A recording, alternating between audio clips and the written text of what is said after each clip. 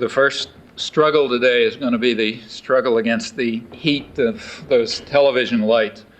In fact, I'll start believing in the miracles of Japanese technology when they figure out a way to televise without roasting the person who's standing up in front.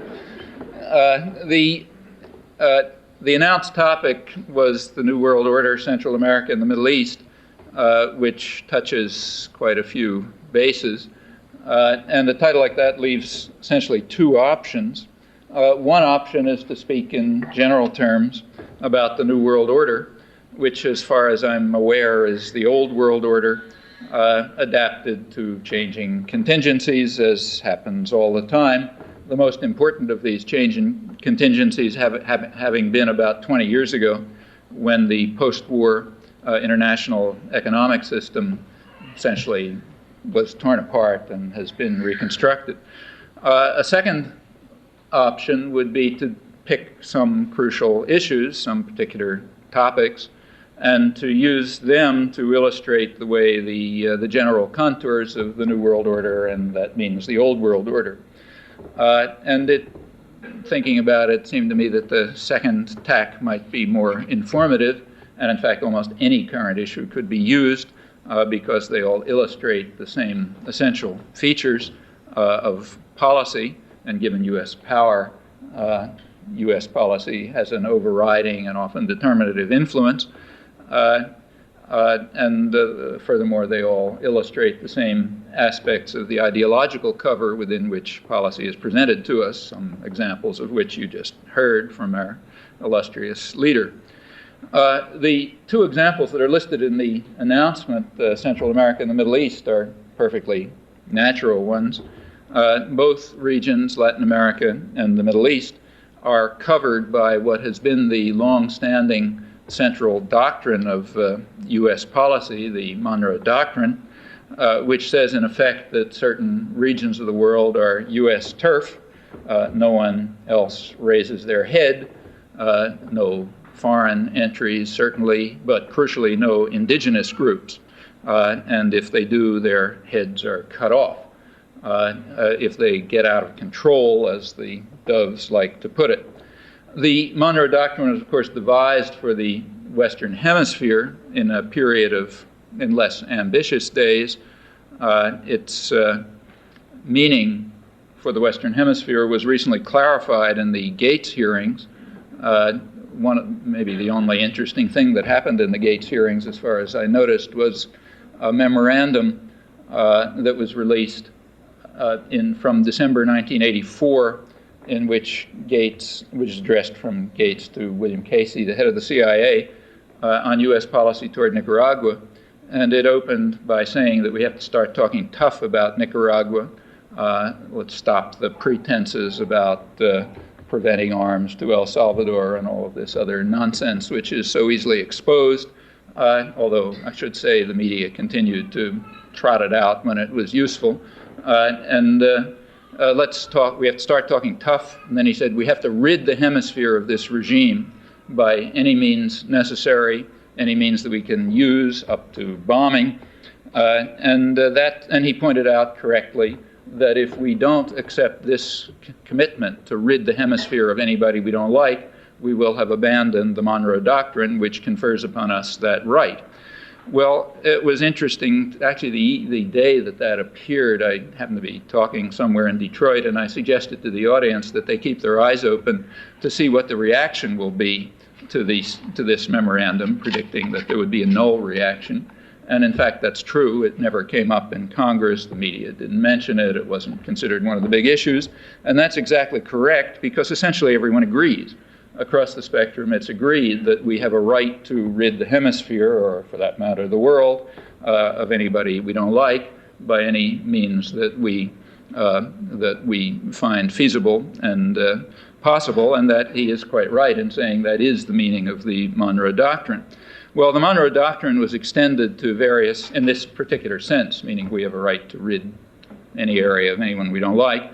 If it was extended to large parts of the world after the Second World War, that's just a reflection of the extraordinary power of the U.S. at the time.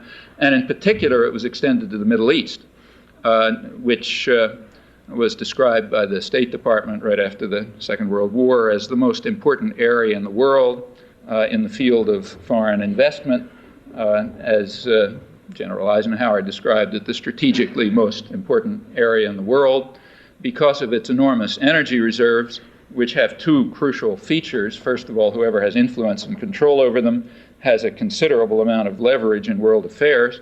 And secondly, there's a huge flow of capital that comes from the profits from oil production in the cheapest and most abundant areas, and that has to flow back to prop up both the corporations and the general economy of the United States and the country that in internal discussion is called our lieutenant, namely Britain. Addition to this is our lieutenant. The fashionable word is partner, as Mike Mansfield put it in the Kennedy years. So we have to prop up the economy of our lieutenant and, of course, ourselves, more crucially, and control over the energy resources and the profits that flow from them is a major factor in that. That's, in fact, discussed in internal declassified secret top planning documents, but it's also very evident in policy. We saw examples of that a few months ago. So in other words, Latin America and the Middle East are these are the obvious areas to discuss if you want to consider the core of American U.S. foreign policy interests. Both areas reveal to us quite a lot about ourselves. The reason is because of our overwhelming influence in Latin America for over a century, in the Middle East for half a century. And what we find there can tell us a good deal about who we in fact are, a topic which should be of interest to any honest person. Well, discussion of Latin America could open, for example, with a Latin American strategy development workshop in Washington, the Pentagon, just a year ago, which involved noted academic specialists and others. They concluded, this will be mostly quotes, they concluded that current relations with Mexico, the Mexican dictatorship, that means it's a rather brutal dictatorship with a democratic cover, current relations with the Mexican dictatorship, they said, are extraordinarily positive. That means that they're untroubled by such trivialities as stolen elections, death squads, endemic torture, scandalous treatment of workers and peasants, ecological destruction in the interests of private power, and so on. But they said that everything is not rosy. There's some problems on the horizon, and the only problem they note is, I'll quote, a democracy opening in Mexico could test the special relationship by bringing into office a government more interested in challenging the United States on economic and nationalist grounds. So right now everything's fine because it's just a brutal and murderous dictatorship. But if there's a democracy opening, we may have some problems. Because a democracy opening might mean that various popular interests might be reflected, and that would be harmful to the U.S. concern, which is, of course, investment opportunities and the local wealthy classes and so on. Well, that hits the nail on the head. The primary concern of the United States in the third world has, in fact, always, has been the problem of meaningful democracy, which is, in fact, a threat to power and privilege. And that has to be crushed. It has to be crushed abroad, and it has to be crushed at home. And without understanding that, you understand very little about domestic or foreign affairs, or about American society and culture. Now, of course, the methods for crushing democratic forces abroad and at home are different. Abroad, you can do it pretty much in the way it's done by totalitarian states. You can use violence, in fact, unrestricted violence. At home, over centuries of popular struggle, the capacity of the state to coerce and control has been limited, so a whole variety of other devices have been needed, but it's been well understood, and it's a major theme of intellectual discourse, if you like, for centuries, that methods have to be found to control and divert what used to be called the rascal multitude, and to keep them from interfering in what is none of their business, namely the management of public affairs. As Walter Lippmann put it, the elements that rule have to be protected from meddling and ignorant outsiders, that is, the mass of the population, and if you can't do it by force, you do it by other means.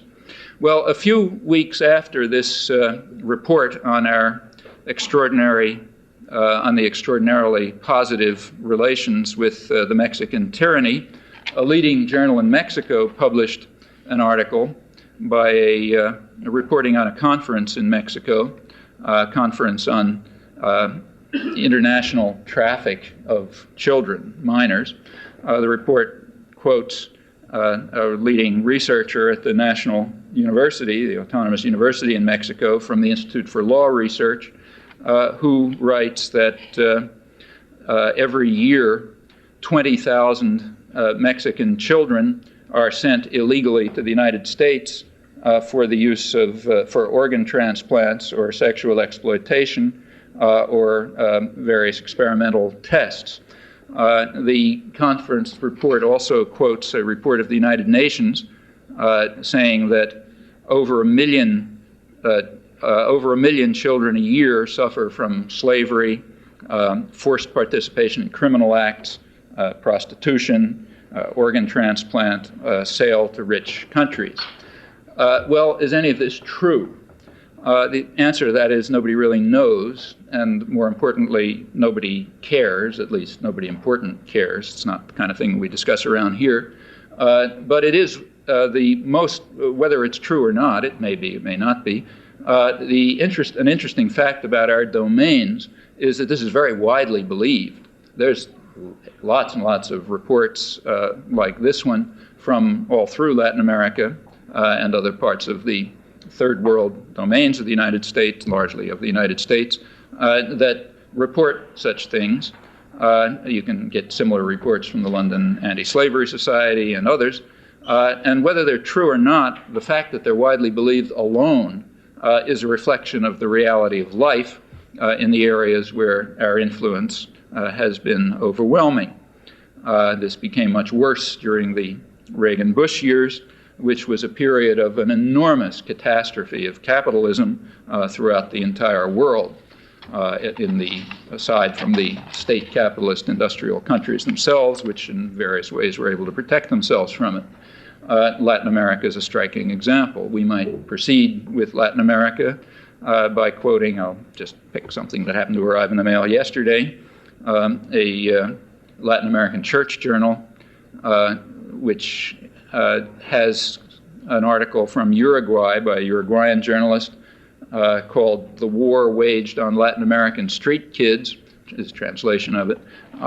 And he describes the war, I'll give some quotes, the war being waged against millions of abandoned children throughout Latin America, where death squads run by the police and financed by the business sector target and exterminate street kids who are trying to survive as beggars, thieves, prostitutes, drug runners, or cheap factory workers.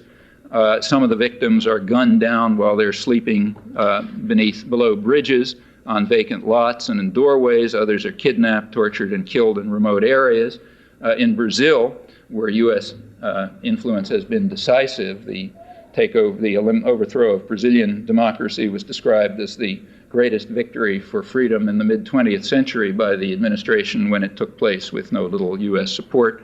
In Brazil, the bodies of young death squad victims are found in zones outside the metropolitan areas with their hands tied, showing signs of torture, riddled with bullet holes. Street girls are frequently forced to work as prostitutes.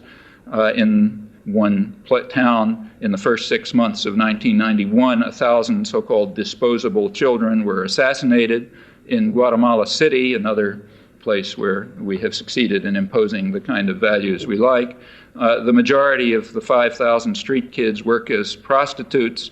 They're found with their ears cut off and their eyes gouged out, and so on. In Rio de Janeiro and Sao Paulo, reports indicate an average of 3 children under the age of 18 killed daily by these death squads financed by the business communities. Almost all murders have been attributed to those death squads going on. The journalist points out that this is a region where 183 million people live in abject poverty, so that death by violence is only one of the threats for street children.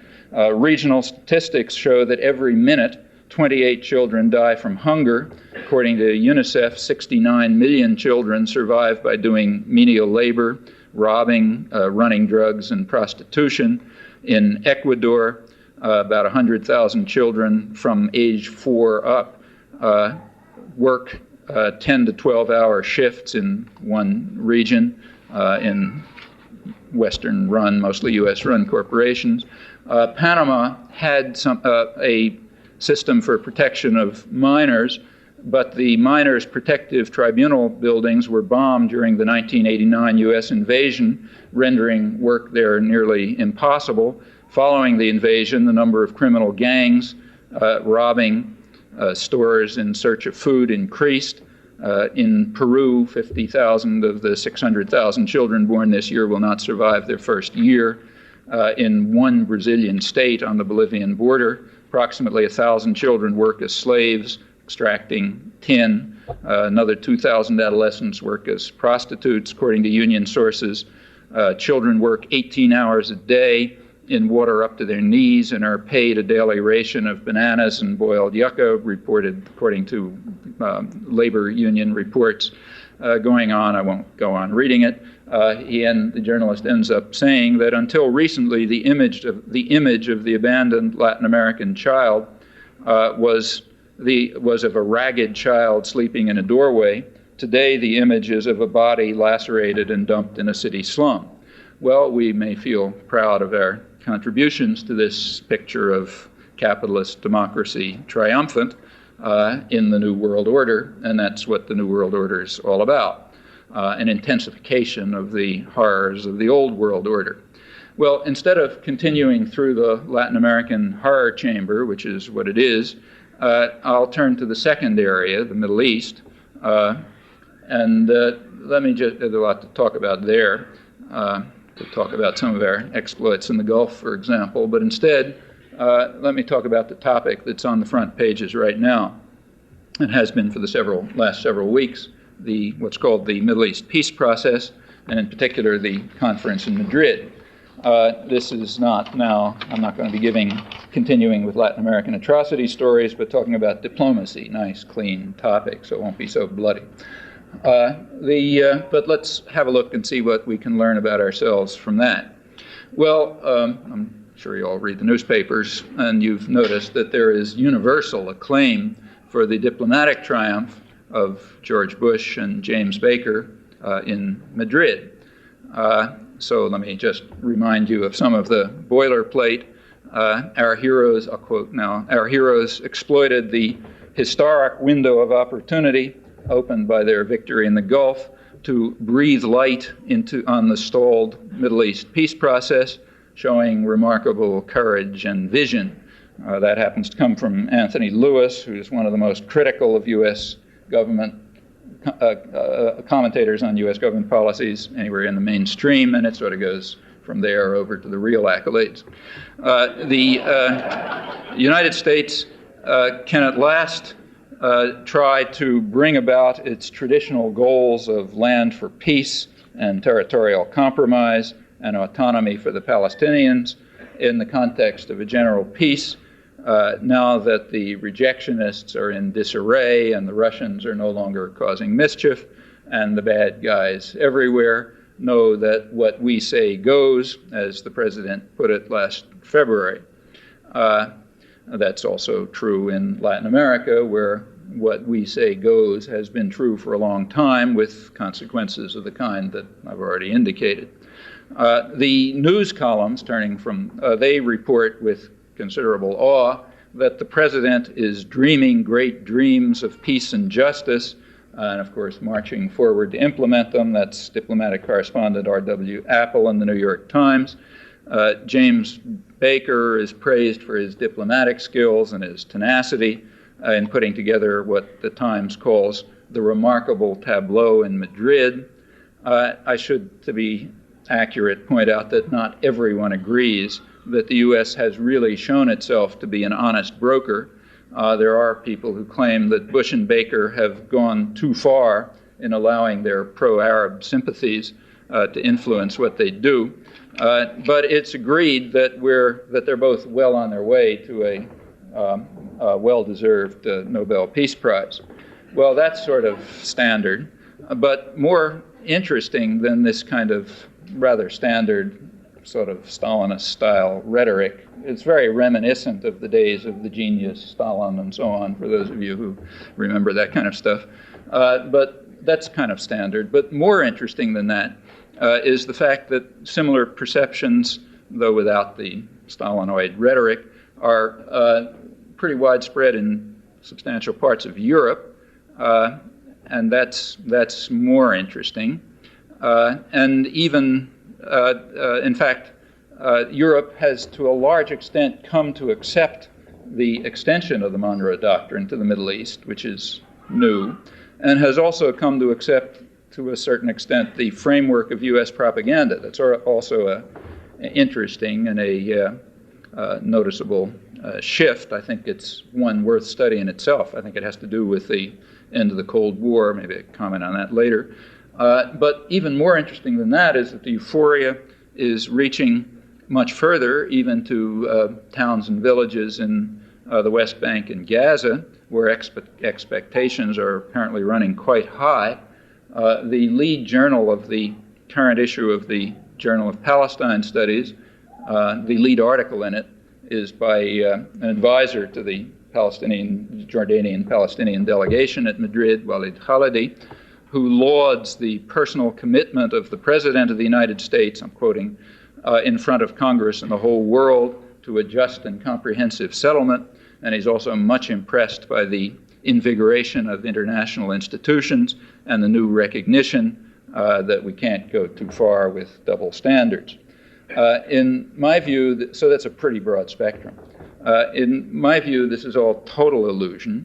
I'll like to give some indication of why. Let's just start with a brief comment on the matter of our abandonment of double standards. By chance, that issue of the Journal of Palestine Studies happened to arrive in my home in the same day that the lead front page story in the newspapers read, U.S. accuses Libya in Pan Am bombing. That's 270 people killed. And the subheading read, Retaliation Wade, says White House. And the editorials issued stern calls for just punishment, overflowing with self-righteousness.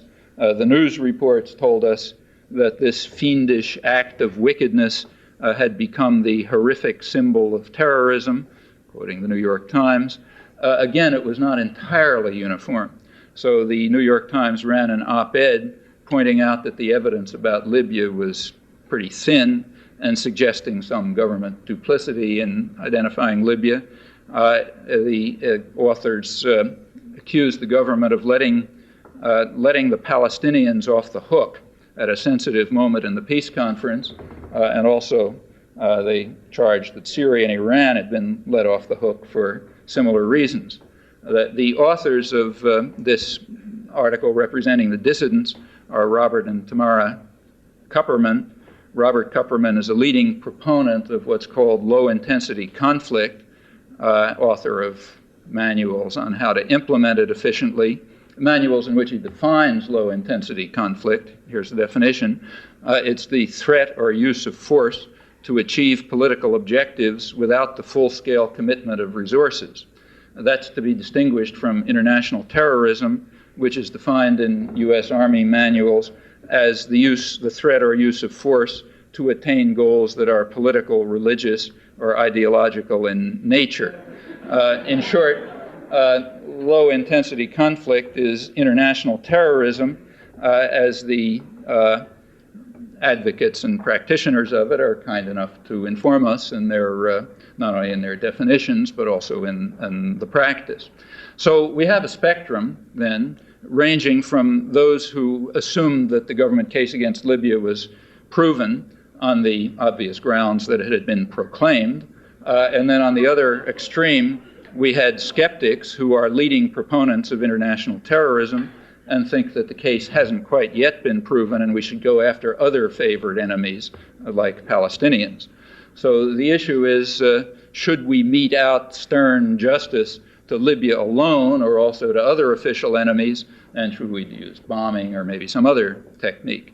Well, that's what's known as an independent press in a free society. Now, there were some things that were not discussed, at least I didn't see them discussed. For example, one thing not discussed was the worst air tragedy of the decade. That was a bombing of an Air India plane in 1985, which killed 329 people. There's a book by Leslie and Andrew Coburn called Out of Control, which discusses some of the background for this. Apparently, the two people who bombed it were trained in a paramilitary training camp in Alabama. This was supposedly a sting operation that went out of control. The fact that the U.S. had been involved in training the people who bombed it was acknowledged a couple of months later by the Attorney General, Edwin Meese, in India, who sort of promised the Indians we'd be careful to see that that doesn't happen again.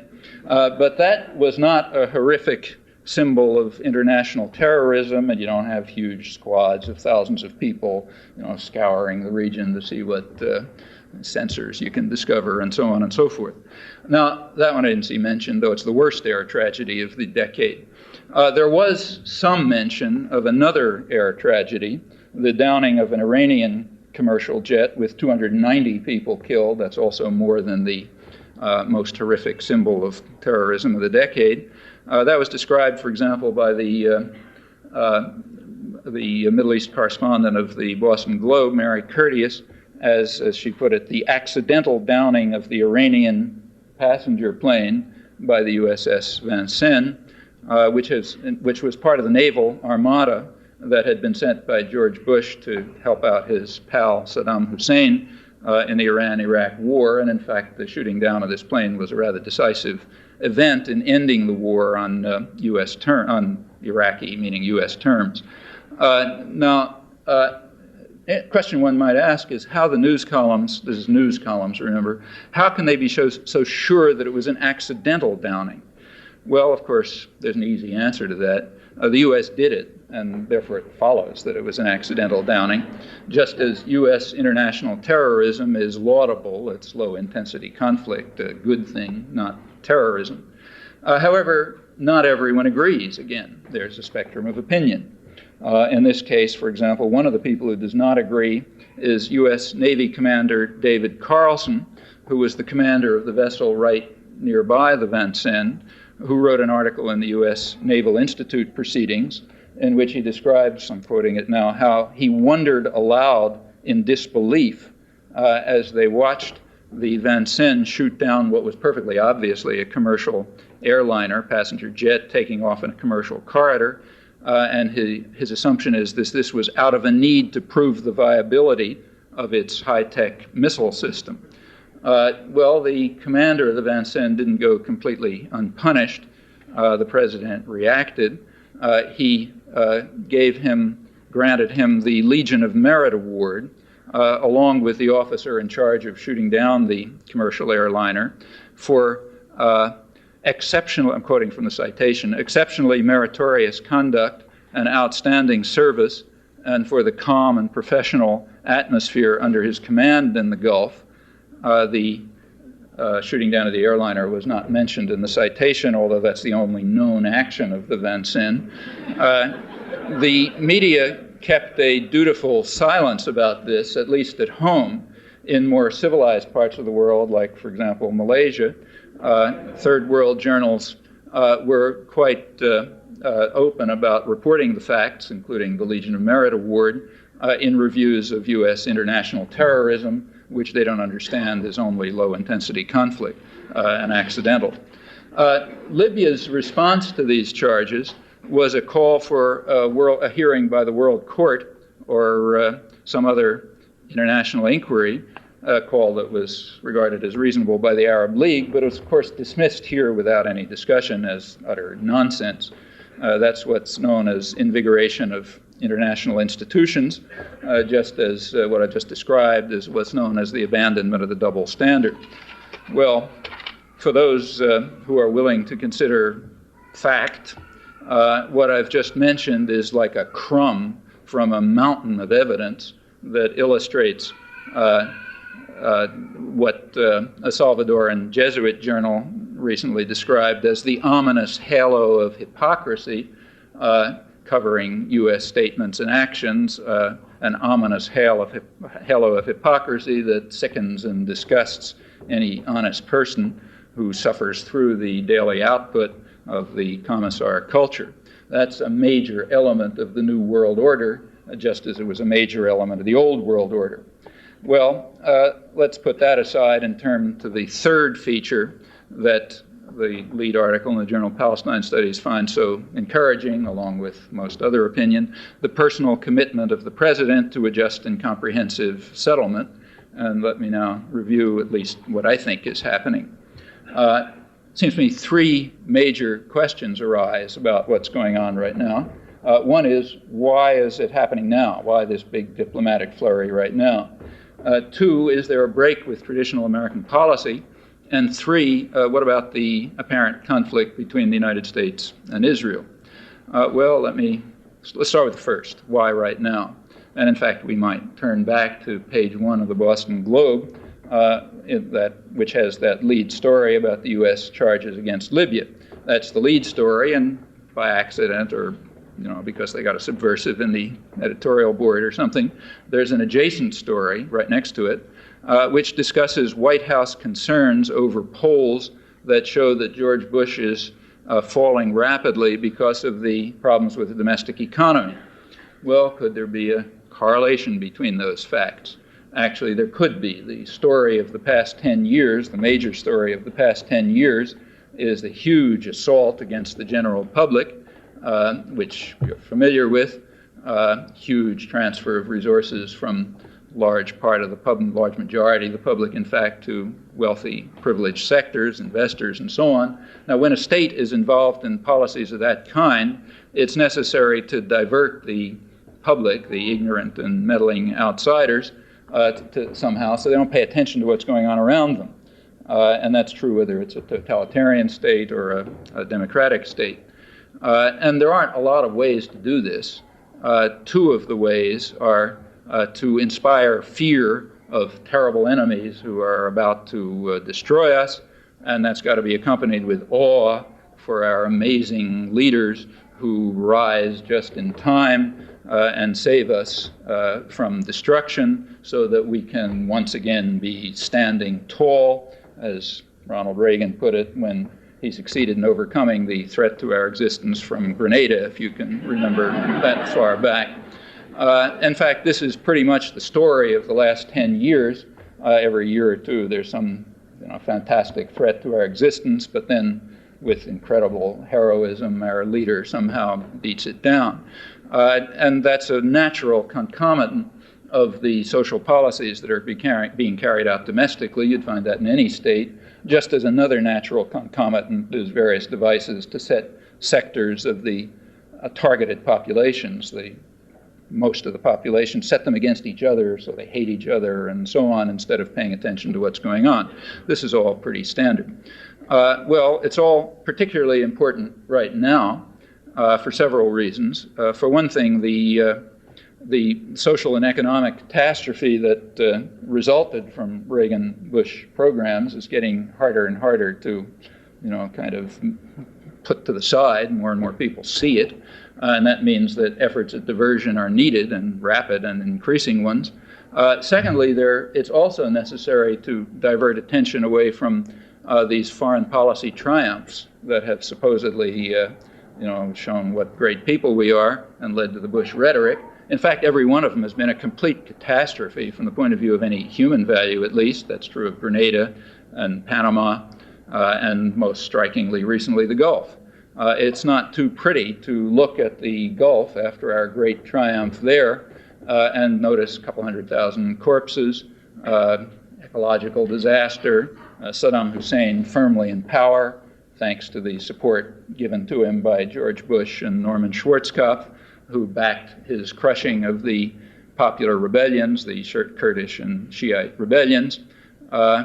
In fact, for once, I should say, got to give the press credit, the chief diplomatic correspondent of the New York Times, that's a technical term which means State Department spokesman in the New York Times, Thomas Friedman, had an accurate description of what happened. He said that right after George Bush was out fishing and Norman Schwarzkopf was, patting himself on the back or something, at the time when when Saddam Hussein was sort of authorized to take care of the rascal multitude, the explanation that was given by Friedman expressing the State Department position is that the United States was seeking to restore what he called the best of all worlds, the best of all worlds would be a takeover by some Iraqi generals who would wield the iron fist much as Saddam Hussein did in the period up until his one mistake in life, namely when he stepped on U.S. toes on August 2nd, 1990, wield the iron fist as Saddam Hussein had done, much to the satisfaction of the U.S. allies, Saudi Arabia and Turkey, and of course the boss in Washington. Well, that's essentially correct. It'd be a little embarrassing to just restore Saddam Hussein after the fuss, but we need a clone. We got to find somebody exactly like him, and surely we don't want to allow anything as dangerous as a democracy opening in the Middle East any more than we want a democracy opening in Latin America, or for that matter in the United States. And if the way to block it is by supporting Saddam Hussein's iron fist, well, in the interests of what's called pragmatism, that's what we have to do. Pragmatism is a nice technical term that means doing anything you feel like for your own interests, and therefore we pursue pragmatism, and that overcomes even our high moral commitments to human rights and so on and so forth. So there is a need to divert attention, but still it leaves a kind of a bad taste. I mean, maybe the smart guys understand that this is the right thing to do, but the population, having been aroused to considerable hysteria over the need to destroy the beast of Baghdad, has a kind of a tough time figuring out these subtle points about why we're supporting him while he's massacring everybody in sight. So you got to overcome that somehow. There also are regional problems. The Arab tyrannies that lined up in the Gulf Crusade, these are what the British imperialists in their day called the Arab facade that manages the local oil system in the interests of the imperial powers. The British view was that we should veil absorption of the colonies behind constitutional fictions such as buffer state or sphere of influence and so on. But of course, as Lloyd George put it when complimenting the British on blocking an international disarmament agreement, he said we have to reserve the right to bomb the niggers. That's the sort of bottom line. So we reserve the right to bomb the niggers, but you got to have this Arab facade out there that you sort of pretend are countries, but they're actually managing the local wealth for you. And those guys have a problem too. Though tyrannies, like any tyranny too, has to preserve a certain degree of credibility with population. And if they are exposed as just agents of the United States in restoring the traditional Anglo-American condominium over the wealth of that lies under the ground in the Arab world, that won't be so good for them. So they need something. And thirdly, continuing with the urgency of the peace process, so-called, there is, in fact, a window of opportunity. That's not a joke. It is, in fact, correct. Bush is largely correct in saying that what we say goes, and in fact, that means that what you see in the Gulf is what we say, because that's what we want. We had held all the cards. And now that what we say goes, we can ram through traditional U.S. policies, which takes us to the second point. What are traditional U.S. policies, and is there a break with them? Well, the simple answer to the question, what are U.S. policies, of course, the way in which we're going to get credit for this and the Arab facade is going to get some sort of credibility is by dealing with the festering Palestinian problem. The simple answer to what U.S. traditional policy is very straightforward. It has been adamant and inflexible opposition to the peace process. Now, Before I continue, I have to make a side comment on political discourse. Every term of political discourse has two meanings. It has a dictionary meaning, and it has what we might call the PC meaning, the politically correct meaning. That is the meaning that's used to advance power ends. And they're always different. So, for example, terrorism in the dictionary meaning is what the Army Manual says, the threat, the use or threat of force to advance political ends. But in the PC meaning of the word, international terrorism is the threat or use of force to implement political ends when it's carried out by others, not when it's carried out by the United States or client states. Then it has another name. It's called retaliation or defense of freedom or something like that. The same is true of the term democracy. There's a dictionary meaning in which a state is democratic, society is democratic, to the extent that the population has some meaningful way of participating in managing their own affairs. But then there's the PC meaning, in which democracy means the rule by elements that appreciate the transcendent needs of those who own American society and therefore must govern it. I borrow one of the favorite maxims of the founding fathers. That's the principle on which the country was founded, and only those who understand that are capable of participating in democracy in the PC sense. Well, the same is true with the term peace process. There's a dictionary meaning in which the peace process means something like efforts to advance peace, and then there's the PC meaning in which the peace process refers to whatever the U.S. happens to be doing at the moment. If what the U.S. happens to be doing at the moment is undermining the peace process and barring the peace process at every turn, that's the peace process. Actually, it's all quite simple once you understand the rules. The reason for institutions like universities is to teach you the rules, so don't forget to do your homework. But once you figure all this stuff out, you can play the game rather well. Well, breaking the rules and keeping to English instead of PC language, the traditional U.S. policy has been, as I said, rigid opposition to the peace process. Rigid, inflexible, invariant opposition to the peace process, which is why it never gets anywhere. You can see this very clearly if you just look at the more or less irrelevant factual record. The record is irrelevant because it's not politically correct. It teaches the wrong lessons. But let's look at it anyway. If you look at for example, you could start with the UN General Assembly. The UN General Assembly has a vote they meet every winter, and they have a vote every year on advancing the peace process. I won't run through the whole record, but the last one was December 1990, when the vote was 144-2, United States and Israel, and that's the way it is all the way back. It's always something like that, N to 2, where N is everybody who wasn't asleep that day or something like that, and 2 is the United States and Israel. Sometimes it varies a little. In 1989, it was 151-3. For completely unexplained reasons, Dominica joined with the United States and Israel. Maybe somebody has some insight into that. But in effect, it's the U.S. and Israel blocking the peace process at the General Assembly. Well, what about the Security Council? Notice, incidentally, the United States is a very powerful country. That means when the U.S. vote, if there's a vote at the General Assembly, which is, let's say, 160-1 and so on, and things like that happen pretty commonly, if the one is the United States, it's vetoed. That's what it means to be in a position to be able to assert what we say goes.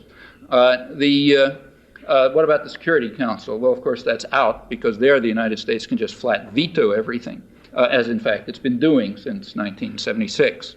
In 1976, first major U.S. veto, there was a resolution which called for, I'll quote it, a peace settlement on the pre-1967 borders, Arab-Israeli settlement. That means the internationally recognized borders, with guarantees for the sovereignty, territorial integrity, and political dependence of all states in the area, and their right to live in peace within secure and recognized boundaries, including Israel and a new Palestinian state in the West Bank and Gaza. That was introduced to the Security Council by Jordan, Syria, and Egypt.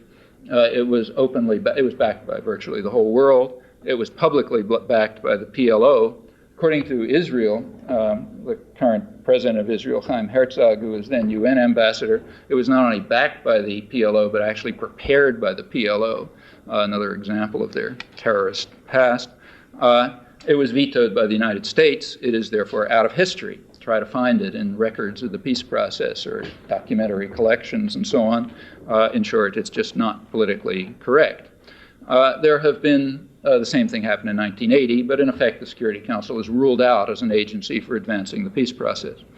The United States, there have been a series of other proposals rejected by the United States, and Israel's opposed to them, many others. I won't run through the record. Now, the U.S. is a very powerful country, so we can block a proposal by just saying no, period. Israel's less powerful, and therefore they have to be a little more vigorous in their opposition.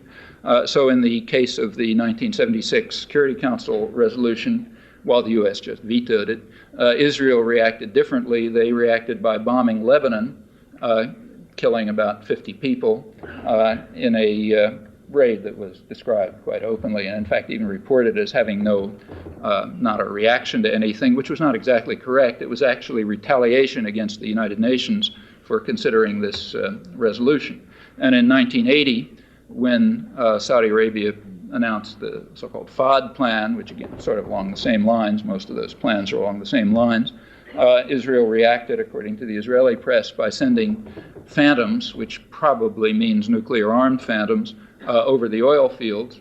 And the Hebrew press pointed out that foreign intelligence agencies are digging into their files to look up their records on the capacity of Israel to destroy the oil fields, meaning push too far, things we can do. Well, that's the way a smaller and weaker country has to respond. The U.S. is just simpler. We just say no, and that means it's off the agenda and it's out of history, if you have a well-disciplined commissar class at least. Well, this problem continued through the 1980s. Yasser Arafat, for example, kept annoying everybody by calling for negotiations with Israel leading to mutual recognition. This required considerable acrobatics in the doctrinal institutions. So, for example, let's take a typical case. The current chief diplomatic correspondent of the New York Times, again, Thomas Friedman, who was Jerusalem correspondent then, he had to do things like, say, if headlines in the Israeli press said Arafat offers negotiations, Peres, supposed to be the dove, says no, there had to be an article by Thomas Friedman a couple of days later saying the Israeli peace movement has never been more distraught. There are no Palestinians to talk to. Interview with Shimon Peres saying, if only there were some Palestinians as beautiful as we are, we could settle all of this, but unfortunately they're all terrorists who won't talk to us. And that routine went on year after year. The New York Times even refused to publish, not only refused to publish the facts, but even refused to publish letters referring to the facts, and occasionally even went as far as writing to correspondents, explaining that they were not going to allow letters on it. Actually, some of those are around. It was all done quite brilliantly. The result was to craft a version of history which has no relation whatsoever to the facts. Actually, it has a relation to the facts for the logicians in the audience, the relation of contradiction. But apart from that, has no relation to the facts, but does have striking utility for power. And that was achieved in a manner which would have be much admired by any totalitarian state. Now, there are reasons for this. There are reasons why the United States has been constantly opposed to the peace process. It has two features that the United States will not accept. One is it calls for an international conference. And remember, the Monroe Doctrine has been extended to the Middle East long ago. It's too important to allow anybody to interfere. That's U.S. turf. Nobody's allowed in, so no international conference. Two, every call for all international efforts to advance the peace process have at least a rhetorical commitment, whether anybody believes it or not, but they have some rhetoric about self-determination for the Palestinians, and that's unacceptable to the United States, not because the U.S. has anything particular against the Palestinians, they basically don't exist, but because that would entail Israeli withdrawal from the occupied territories, and it's been U.S. policy that they should essentially maintain continued control over those territories. So therefore, for those two reasons, the U.S. has always blocked the peace process. Now, turning to Madrid, you'll notice that it overcomes these two defects. It's completely unilateral. Nobody else is allowed in. Actually, to be more precise, Gorbachev was invited in, but that's because he is the completely powerless leader of a non-existent state, and therefore he could provide a certain kind of propaganda cover, and people could talk about an international conference. But anyone who had even, met the minimal condition of existence would not be allowed in. Secondly, you'll notice, again, that there were nothing for the Palestinians. In fact, that's built into the very structure of the conference. They are part of a joint Palestinian-Jordanian delegation, which is the traditional U.S. policy that there is no independent Palestinian nationalism, hence no issue for them to talk about. And the outcome of both that meeting and any aftermath will be determined by U.S. policy. So going back to that, what is U.S. policy? Well, here you can find out, actually. There's the U.S. government has been kind enough to inform us. There's a public record. Can't find it in the media as far as I'm aware, but it's there. You can pull out the documents. Some of it is even in the media occasionally. The U.S. position was made very clear in fall of 1989 by James Baker with what was then called the Baker Plan. The Baker Plan then had to do with negotiations between Jordan, Israel, and Egypt, with some Palestinians who we like allowed in. And Baker presented 5 points, and the 5 points were that, you can read them in the State Department bulletin, that one point was directed to the Palestinians. It said that any Palestinians who are permitted in by their overseers, the United States and Israel, will be permitted to discuss one topic, namely implementation of the so-called Shamir Plan. And in public statements at the same time, Baker made it clear and explicit that, as he put it, the only plan under consideration is the Shamir Plan. There is no other initiative on the table. So we want to find out what U.S. policy is. We turn to the Shamir Plan, which is in fact the Shamir-Peres Plan, the coalition plan of the Labor-Likud government, two major parties in Israel, which had been put forth in May and was now endorsed. And the Shamir-Peres plan has, actually the Shamir-Peres-Baker plan has three basic principles. Principle one says there can be, I'm quoting it, there can be no additional Palestinian state, meaning there already is a Palestinian state named Jordan, and if Palestinians and Jordanians and the rest of the world don't agree, that just shows they're kind of, anti-Semites or ignorant Arabs or something like that. So there's no issue of Palestinian self-determination. There already is a Palestinian state, that's Jordan, and there can't be an additional one.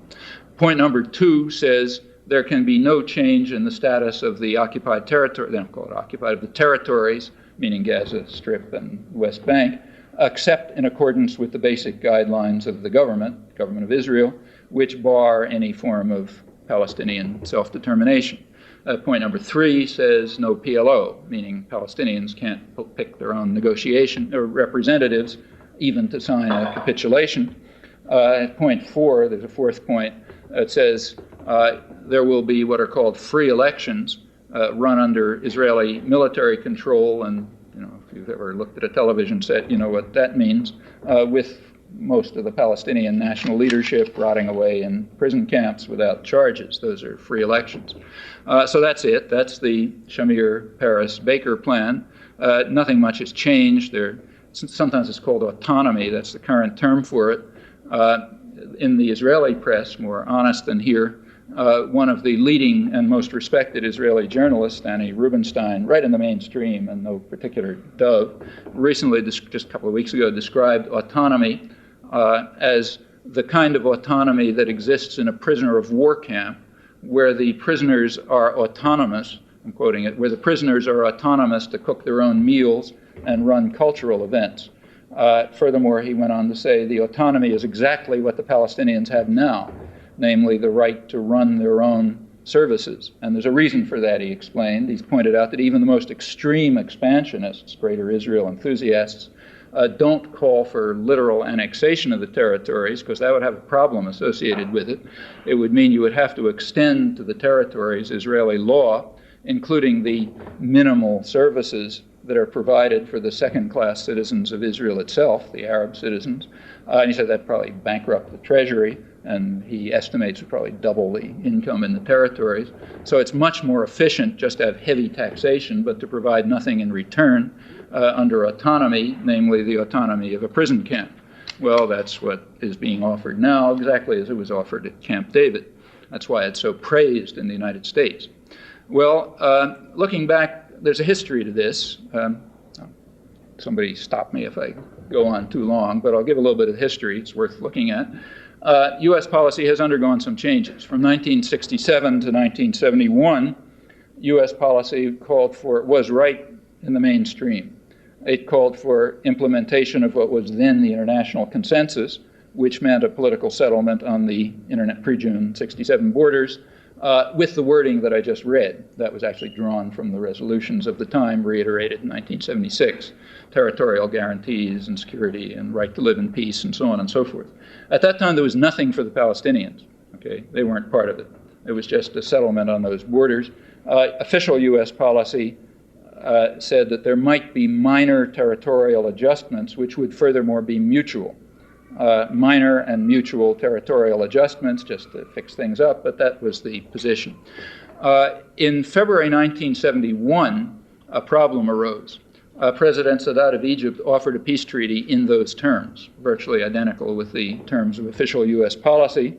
Israel rejected it, looking for bigger, that was under the Doves, incidentally, the Labor Party, looking for broader territorial gains, and the United States had to decide whether to pursue its own policy or to change that policy. Now, it was a kind of an internal bureaucratic conflict. Henry Kissinger won out. He was then National Security Advisor, and pursued his policy, which was what he called stalemate, keep things the way they are, no peace treaty.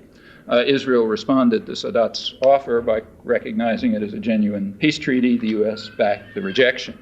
That's a big split in change in U.S. policy. Actually, coincidentally, that happens to be the month in which George Bush appeared on the national scene as UN ambassador, although he had nothing to do with the policy, and he probably any more than he does now.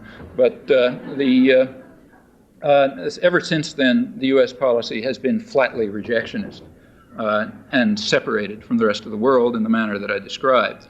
Now, from 71 to 73, that was a period of, for those of you who know this history, of great triumphalism, both in the U.S. and Israel. The assumption was that Israel had overwhelming military power. You could disregard the Arabs altogether. As the former chief of military intelligence in Israel, Yehoshaphat Harkabi, now a Dove incidentally, as he put it at the time, war is not the Arabs' game. They don't know which end of the gun to hold, so we can just keep the stalemate. And Kissinger accepted that, so there was no need to respond to Sadat's offers or anything. Now, in October 1973, those illusions were shattered. Turns out they did know which end of the guns to hold. It was a kind of a near thing. Policy had to shift. Kissinger, who is incidentally no great genius, does understand things like violence. He had a pretty good understanding of that, and he could see that that Egypt had it. So therefore he had to pay attention to them, and therefore U.S. policy shifted, and it shifted in the perfectly natural way. Since Egypt could not simply be dismissed as a basket case, the thing to do was to incorporate it into the U.S. system, that is, to accept Sadat's actually long-standing offers to turn Egypt into a U.S. client state and to remove it from the conflict.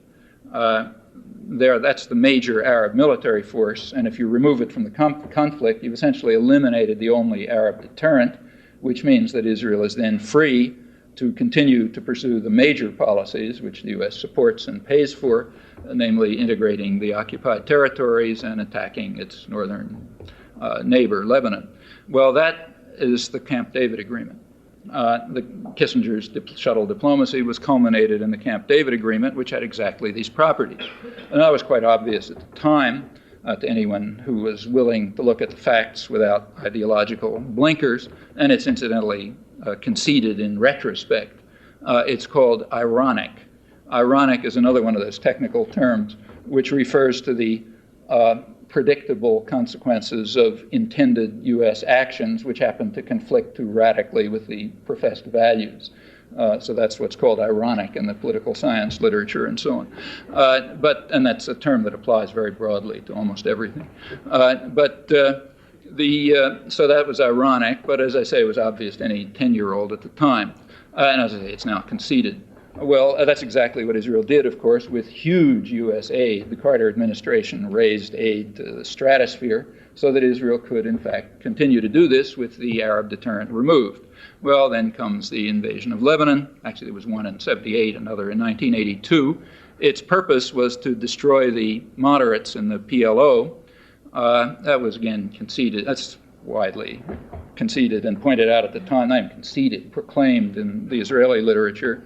General Harkabi pointed out that this was a war for the West Bank.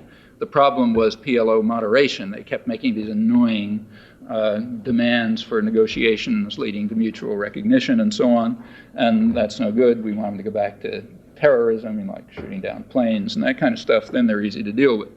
The point was actually put rather well by the editor of the New Republic, Martin Peretz, in a speech in an interview in Israel right on the eve of right before the 1982 invasion.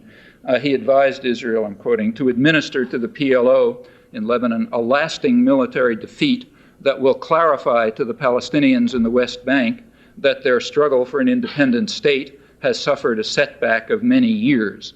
Then the Palestinians will be turned into just another crushed nation like the Kurds and the Afghans, and their problems, which are beginning to be boring, will be forgotten. It's possible that with regard to the Afghans, that if you go to some of the more extreme Stalinist elements in the Communist Party bureaucracy, you could hear similar comments on the Afghans back in those days. And I should say that Peretz's comments on his attitude toward the Kurds do rather accurately capture U.S. policy toward them, as we've just seen again. Well, that's U.S. policy. It stays like that until today. Now, there's a spectrum, as always. There are the hawks and the doves, so let's look. According to the hawks, the Palestinians deserve nothing like other crushed nations. And then there's the doves, and here, a good example is Thomas Friedman again. On the occasion of his receipt of the Pulitzer Prize for his reporting in Israel, he had several interviews in the Israeli press, where he advised Israel to run the occupied territories in the manner in which they run South Lebanon. Now that means under the control of a terrorist mercenary army, which with big prison camps where you hold hundreds of torture chambers, actually, where you hold hundreds of hostages to ensure that the villages submit to the rule of the terrorist mercenary force, and you bomb beyond the borders when you feel like it, and so on. He said that's the proper way to run the occupied territories. However, remember that this is a dove speaking. So his position is you should give the Palestinians something, right?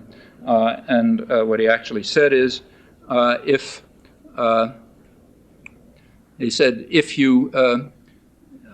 you give, quoting, if you give Ahmed a seat in the bus, he may limit his demands.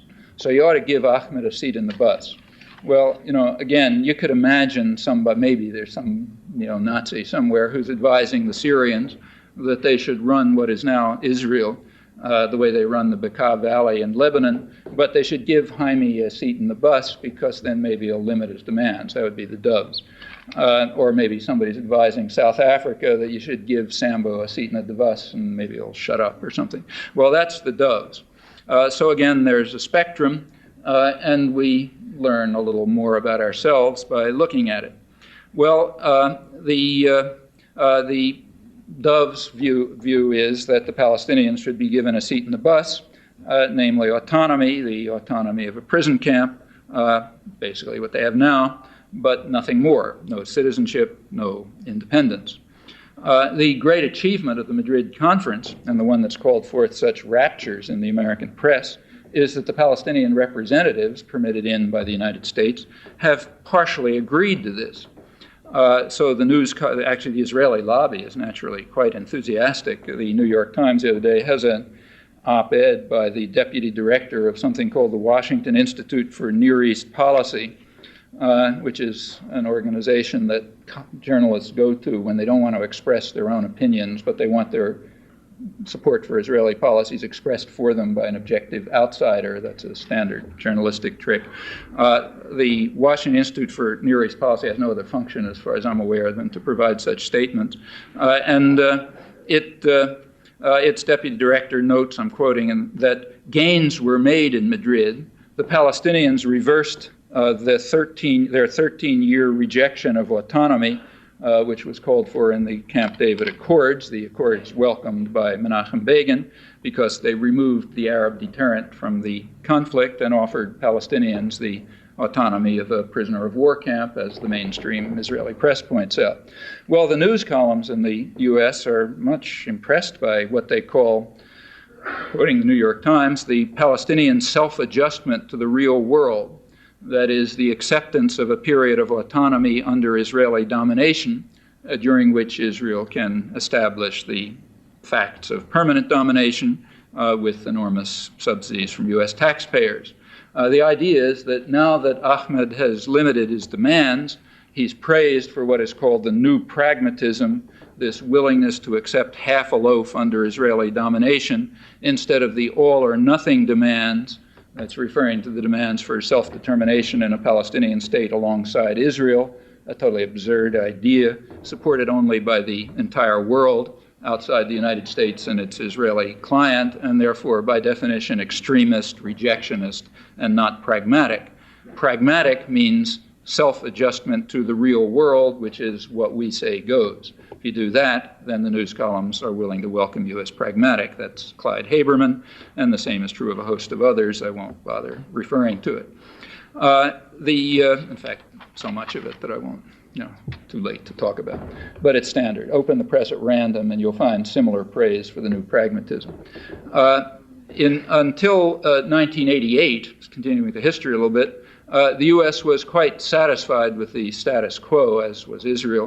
In 1988, the Intifada was beginning to raise some costs for Israel to control it, costs for the U.S., which in fact was becoming something of a laughingstock internationally because of the increasingly desperate insistence that the Palestinians were not repeating magic words produced by George Shultz for them to say. It became a joke, in fact. So the U.S. made the obvious decision to pretend that the Palestinians had capitulated and impose upon them the U.S. position, say, okay, they accepted our position. There's actually a name for that in the diplomatic literature. It's called the trollop ploy, referring to trollop. This was done by the Kennedy administration, who you remember were big intellectuals, so they referred to things like novels. And the references to trollop novel, where the heroine interprets a meaningless gesture by, the hero or whatever as an offer of marriage. So the trick is, if you're really stuck in a diplomatic corner, what you should do if you have enormous power and control over the world information system is pretend that the other guys accepted your demands and then stick them with it and count on the media and the academic scholarship and so on to say, yeah, they capitulated to your demands. In mid-December 1988, George Shultz, that was at the time, went through this comic act, claimed that Yasser Arafat had said the magic words. In fact, he'd been, as any literate person could see, he was saying exactly what he'd been saying for years. It was just as far from the U.S. demands as ever, and no Palestinian spokesman could ever accept the actual U.S. demands. But now they were stuck with it because George Shultz had said so, and everybody repeated it, so that ended that story. The U.S. then moved to what was called a dialogue with the Palestinians. They were offered opportunity to have tea in the master's antechamber, where they were told in the first meeting, transcripts were leaked and published in Israel and and Egypt, not here, though they were in English in the Jerusalem Post, so everybody could read them. The transcripts of the first meeting, the U.S. told Palestinian representatives that they should understand two things. One, there would be no international conference, so forget about that. And two, they should call off the Intifada, or what the U.S. described as the riots, which we regard as terrorism against the State of Israel.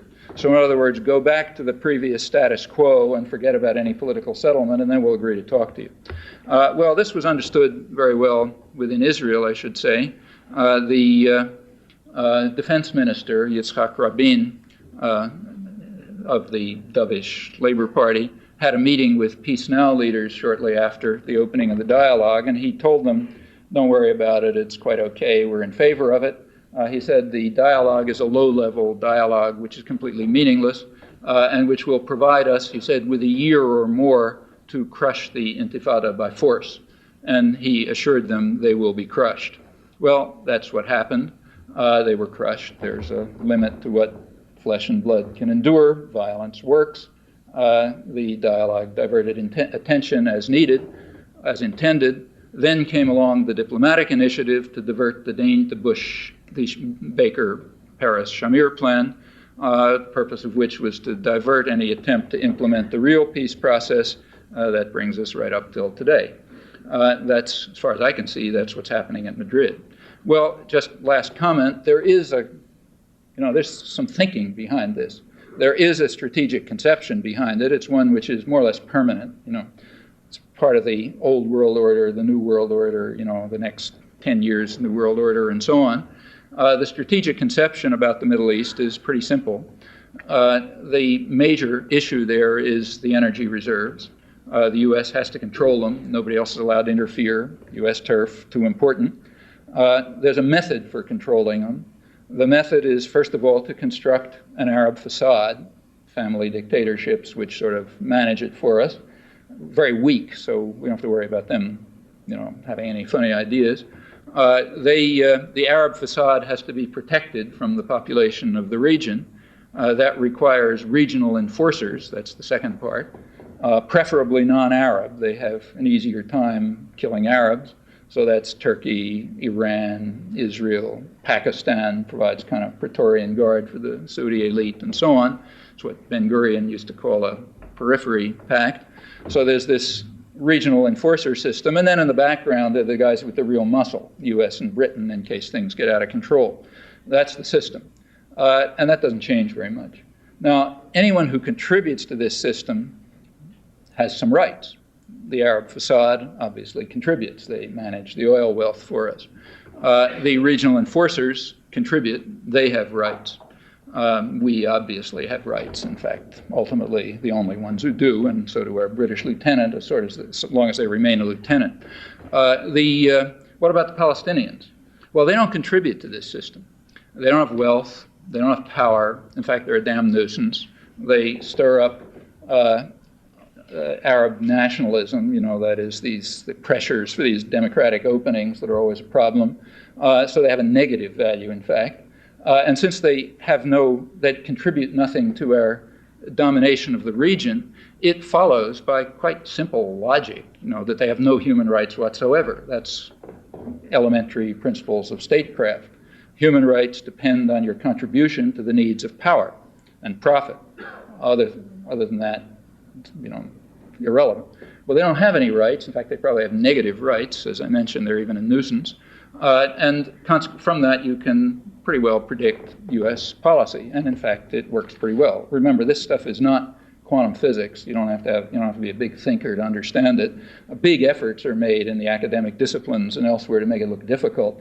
But in fact, it's all pretty straightforward. And I think, at least to my knowledge, there's almost nothing in international affairs or any of this stuff that, a literate teenager couldn't figure out in a few minutes. And that's pretty much the way it works. And if you understand it, you can see what's going on, and you can usually predict pretty well what's going to happen. You have to remember to translate politically correct discourse back into English so you can get out of those problems, but that's not too hard either. Well, that the thinking with regard to the Palestinians, the position really has not changed as far as I'm aware since about 1948. At that time, back in 1948, the Joint Chiefs of Staff already recognized Israel. They were impressed by Israel's military victories, and they recognized it as the second most powerful regional military force and a possible potential base for U.S. power. That relationship then got established in later years that there's no time to discuss. There was also a discussion of the Palestinians. The Israeli foreign records show it. The U.S. didn't talk about them much and didn't care about them. But the foreign ministry in Israel, Moshe Sharet's foreign ministry, this is incidentally the Doves, pointed out that in their internal records that the Palestinians, they said, they will be crushed, they will be dispersed like human waste and join the most impoverished masses in the Arab world. So there's no worry about them. As Martin Peretz put it, they're just another crushed nation like the Kurds, and therefore there's nothing much we don't have to pay much attention to them. That's been the policy ever since. And as I just mentioned, that was Yitzhak Rabin's statement to the Peace Now leaders in February 1989. He assured them that they will be broken. Well, will they be broken? Actually, the answer doesn't lie in the Middle East. It lies in the hands of those who are funding the operation. There is certainly no hope in the president, any faith in the president's noble intentions or other illusions. Rather, it's necessary to do some other things. First one is to clear away the mountains of rubble that conceal the events of history, not only in this case, but in almost every other one, to view what's happening without any illusions, and to create public pressures that can put an end to the extreme rejectionist policies that the United States has been pursuing virtually alone in the world. If we're honest, we will also be able to see that this is true in Central America, and indeed throughout the subject domains generally, what is euphemistically called the South. The president is right to a degree when he says that what we say goes. What remains to be determined is what we choose to be. Thanks.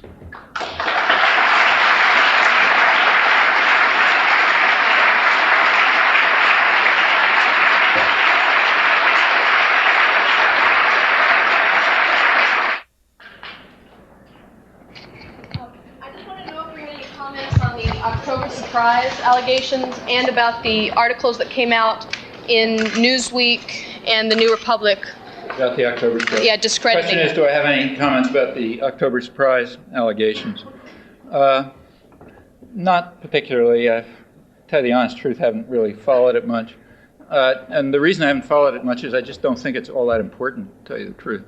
I mean, I wouldn't regard it as particularly surprising if the Reagan-Bush administration had tried to figure out a way to make a deal with the Ayatollah Khomeini to hold off on the hostages until after the election. However, I think that Khomeini would have done it whether they made any effort or not. I think that Reagan and Khomeini, Reagan didn't exist, but the people around Reagan and Khomeini probably recognized each other as the kind of folk who can do business with each other. They're the kind of guys we like. They didn't particularly like Carter, who wasn't all that different, but had these annoying characteristics of coming out with sermons about human rights and so on, which didn't have a lot of effect in policy, but kind of were irritating. The Reagan-Bush people were just straight, just straight thugs. They get along with each other just fine, and it would have made a lot of sense for Iran to deal with them rather than Carter. So whether the allegations are true or not, I don't think they would have had a lot of effect on anything that happened. As to their possible connection to the, nor do I find it in the least surprising that people should try to steal elections. I mean, that's just standard. Everybody tries to do that. So I don't understand maybe I'm missing something, but I don't understand what the importance of the issue is. If it's supposed to have something to do with with the sale of U.S. arms to Iran via Israel, that's almost certainly false, because there's a real logical problem there that you have to deal with, quite apart from what the facts may be. So suppose we grant the whole story. Suppose we grant that, William Casey or somebody made a deal with the Ayatollah to hold back on the hostages, and in return the U.S. was going to send arms to Iran. So let's say we believe that for the sake of argument. Okay, Ayatollah Khomeini holds up his end of the bargain, the hostages are held, Reagan comes in. Now then, we ask the following question: why does the U.S. send arms to Iran? I mean, that was what it was supposed to explain, but it doesn't explain it. We still have to ask, why did the U.S. send arms to Iran? Was it because they made a promise? You know, they're so honorable that if they made a promise to the Ayatollah Khomeini, they got to live up to it. Well, we can put that one aside. Is it they're afraid that the Ayatollah Khomeini is going to go to the New York Times and say, hey, these guys made a promise and they didn't live up to it? Well, you know, you can forget about that one. In fact, there's no reason why they should have lived up to it. But it's true that they did send arms to Iran via Israel, and this can't be the reason. And just to close the story off, we know the reason. The reason was explained very clearly 10 years ago in the public record, in fact. I actually have a book about it. It came out about 10 years ago that, quote, you know, had a lot of stuff about it from the public record. There were no hostages around. It had nothing to do with hostages. And the story was explained by the top Israeli officials who were involved. Uri Librani, who was the essential mounted to the ambassador to Iran, David Kimchi, who was the deputy director of Mossad. In fact, all the guys who later surfaced in the Iran-Contra story, which was mostly a cover-up, and they explained the reasons straight out, and they were perfectly coherent and standard, and in fact normal. They said that where they're sending arms, the U.S. is sending arms to Iran via Israel in order to try to overthrow the regime. The U.S. didn't particularly like the regime. It wanted to restore, nor did Israel. They wanted to restore something like the Shah. We need an iron fist in the kind of hands we can trust, like generals. And there's a standard way to overthrow a civilian regime that you don't like, and that is to send arms to the military. I mean, after all, who's going to overthrow the regime? You know, I mean, not civil rights workers. You know, the people who will overthrow the regime are the military. So you establish contacts with them, and one way to establish contacts is sending arms, and another way is military training, and so on. That's, in fact, the purpose of a lot of the military missions throughout the world, to keep a grip on civilian regimes, so if they get in trouble, you know, they don't like to think they have democracy openings or that sort of thing, we can control them. And it's done standardly, almost reflexively, and it often works. So, for example, when the U.S. overthrew the democratic government in Chile, throughout that whole period where they're trying to overthrow the government, they were arming the military. When the U.S. was trying to overthrow the Indonesian government back in the early 60s, it was sending arms to the military. And as McNamara later testified that to Congress, he said that paid dividends.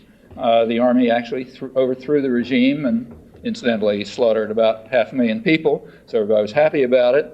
But that's standard, and it appears that that's exactly what was going on in the early 80s. It certainly didn't have anything to do with hostages, because there weren't any.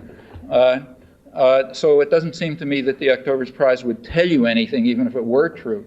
This is one of the reasons, honestly, to tell you the honest truth, I haven't really pursued it and have no opinion about whether the facts are right or wrong. You know. I have This is a two-part question, really. One part is that ever since the Second World War, we've basically been told that the reason for our large defense expenditures were to counteract the Soviet threat. Now that the Soviet Union has completely capitulated and has gone bankrupt, our defense spending has gone down by infinitesimal amounts. Right. And that seems to me to lead to the question, what was the real purpose of the military buildup, since it doesn't seem to diminish when the threat goes away? And thereby, what are the current reasons for our large expenditures, and what can we expect in the future? Tied to that is that now there's a growing awareness on a lot of people's part about the environment and the fact that we're going off the end of the scale in terms of putting pollutants into the atmosphere and into our air, land, and water. And there's a lot of concern on many people's part because of that. And yet, the government resources that are focused in terms of taking care of problems, in order to tackle that, requires a radical response, because we're in a radically new situation in terms of what we're doing to the environment. In the last 10 years, for instance, we've bankrupted our own government by having our large defense expenditures during the Reagan years, which has doubled or tripled the national debt, and ends up costing us in interest payments $200 billion a year at this point. What happens with that in conjunction with our military spending is that we're spending half our government budget, part of it for the interest payments for the past military buildup, part of it so the focus in the World Peace Atlas, half the world's people. Yeah. Okay, so two questions. What about the Pentagon budget?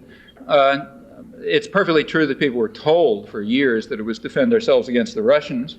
But that was about as plausible as the fact that, we have to defend ourselves from, Hispanic narco-terrorists or something else.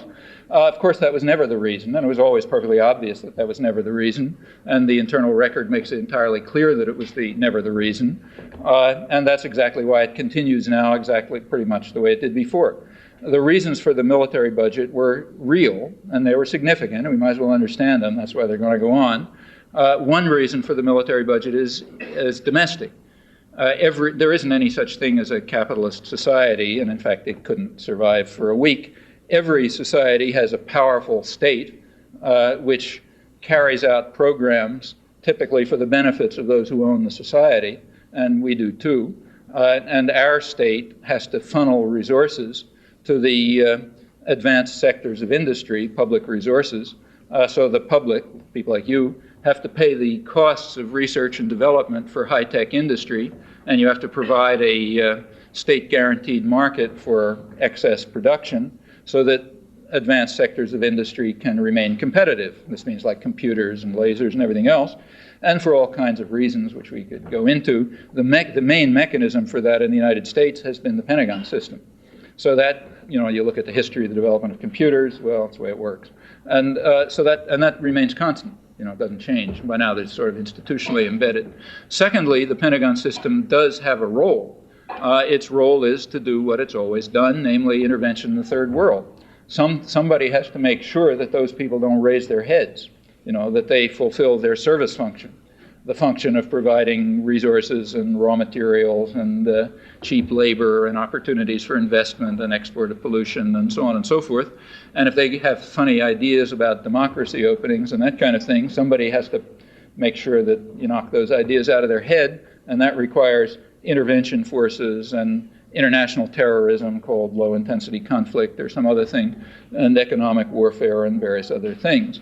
Well, why do we need things like nuclear weapons? Well, the fact is that the U.S. is a global power. That means we're often carrying out intervention in areas where we don't have a conventional force advantage. And you have to make sure you intimidate everybody properly so nobody gets in our way, So you have to have a very intimidating military posture. As long as the Russians the Russians played a role in this. The Russians were a deterrent. There's a technical term for that too. It's called fighting with one hand behind our backs. Like the Vietnam War was supposed to be, we made this mistake of fighting with one hand behind our backs, meaning there was always a fear that if you went too far, you might run into the Russians. And they got missiles and nuclear weapons and all that kind of stuff. Another principle of statecraft, if any of you are going into government, is that you never attack anybody who might be able to shoot back. You only attack completely defenseless people, and you want to make sure that you don't run into trouble. So if there is some powerful military force around, you have to fight with one hand behind your back. That's kind of bad. And we needed this, and this is completely explicit, incidentally, even in the open public record.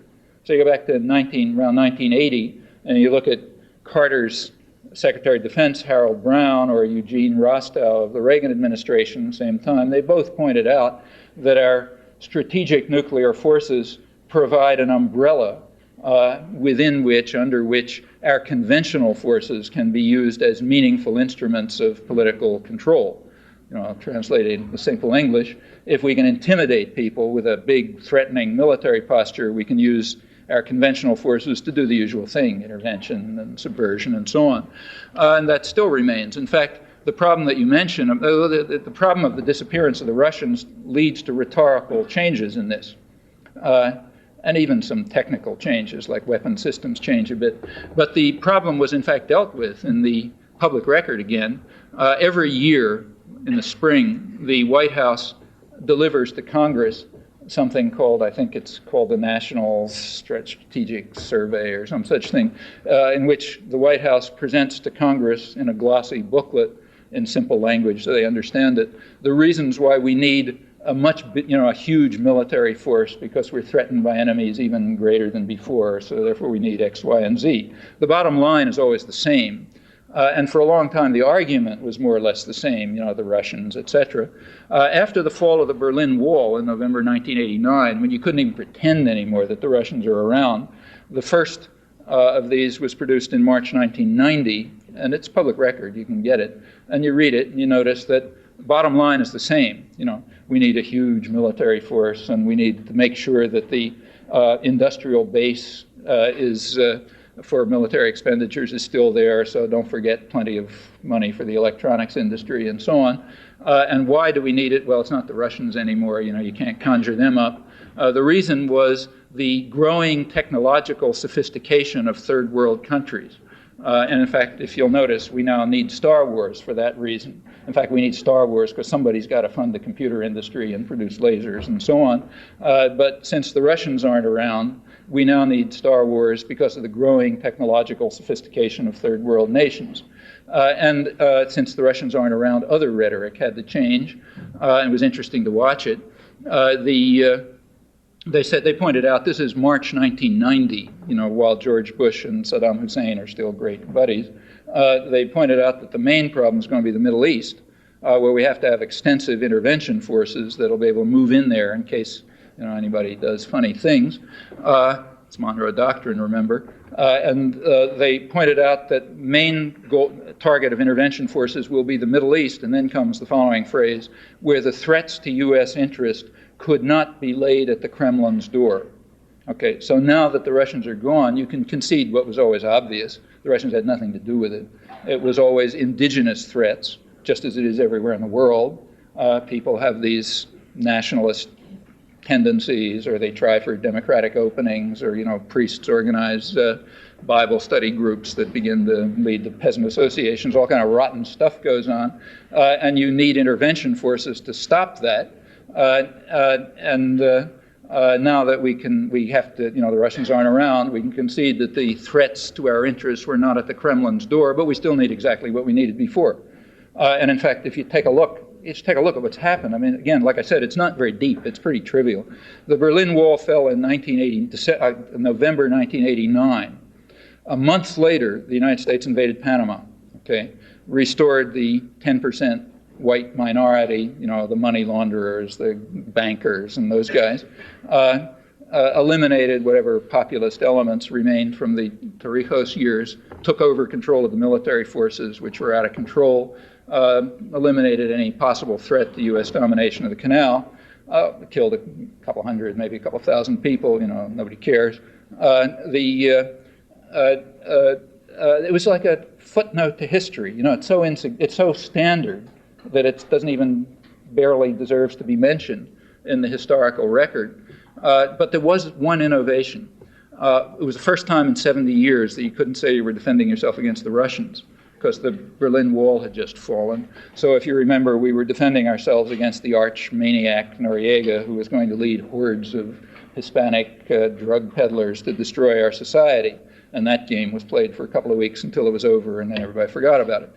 In short, it's interesting. Bush is constantly criticized by the media for being kind of inarticulate. He can't formulate the reasons why we're doing things as coherently as it was done before, and that's extremely unfair. We have to be fair to our leaders. I mean, for 70 years, there was a reflex. Anytime you want to smash up somebody in the third world, you scream Russians, So it was easy. Now you can't do that anymore. So we're back to the days when Woodrow Wilson was sending the Marines to Hispaniola and to Mexico in 1916, and there weren't any Russians around. So we were defending ourselves against the Huns or the British or, whoever, all the way back to the merciless Indian savages of the Declaration of Independence. We're always defending ourselves from somebody, But the fact of the matter is we're always just securing our own interests, and extending them. And that's what you need a Pentagon system for, as well as the domestic reasons. Try to figure out some other way to keep my institution functioning, MIT, or more significantly, IBM, Yeah, two quick questions. One is you spoke of the fact that this recent peace conference, or whatever foreign policy exploits that the U.S. gets involved in, is a diversion or a smokescreen for the, let's say, economic woes that are facing this country. In part, but there also are real reasons, like ramming through the traditional rejectionist program, which is not insignificant. But in light of that, how will the U.S. be able to justify the continued aid to Israel and the fact that the issue of $10 billion loan guarantees are coming up for discussion come January 1992? And second of all, irrespective of who is responsible for the tragic downing of the Pan Am 103 flight. Libya was the scapegoat for that, or is deemed as the perpetrator of that act. Who is the scapegoat for the fact that Israel most recently reaffirmed economic, social, and scientific ties with South Africa, and was not reprimanded for that? It was glossed over by the media and never to be heard again. So there doesn't have to be a scapegoat for that because the U.S. is in favor of it and the media are in favor of it, so you don't need a scapegoat. As to the $10 billion loan guarantee, I never really did get to the third of the 3 points I was going to talk about. That reminds me. The third was the conflict between the U.S. and Israel, which is mostly about the modalities of rejectionism. It's a trivial one. On the loan guarantee, the way in which it will be done, I mean, you don't have to ask me. Read the newspapers. They're telling you how it's going to be done. The government and the press are telling you the justification for the $10 million loan guarantee. The justification is humanitarian. It's a great humanitarian enterprise, and obviously we're big humanitarians, so we'll therefore give Israel the loan guarantees. Of course, we'll condition it on we'll require that they not use it for settling Russian immigrants in the West Bank, which means we're telling them use another dollar, not the one we're giving you for settling Russian immigrants in the West Bank, and everybody will be happy with that. There's no debate in the United States as to whether it is a humanitarian effort. Again, if you go to the Israeli press, they point out openly, there's nothing humanitarian about this. What's in fact happening, if it is true that Soviet Jews face a legitimate fear of persecution, let's say that's true, then they qualify for entry into the United States under U.S. immigration laws. Of course, the U.S. won't let them in because Israel doesn't want us to, and we don't want them to either. We want them to be forced to go to Israel. This is quite open inside Israel. So, for example, the Minister of Immigration, Michael Kleiner, has an article in just a couple of weeks ago in the Hebrew press in Israel in which he says he's going to Germany. Because they got a big problem in Germany now. The Germans are letting Russian Jews in, and he's got to go there and stop them from this, anti-Semitic action. And he describes how he's going to do it.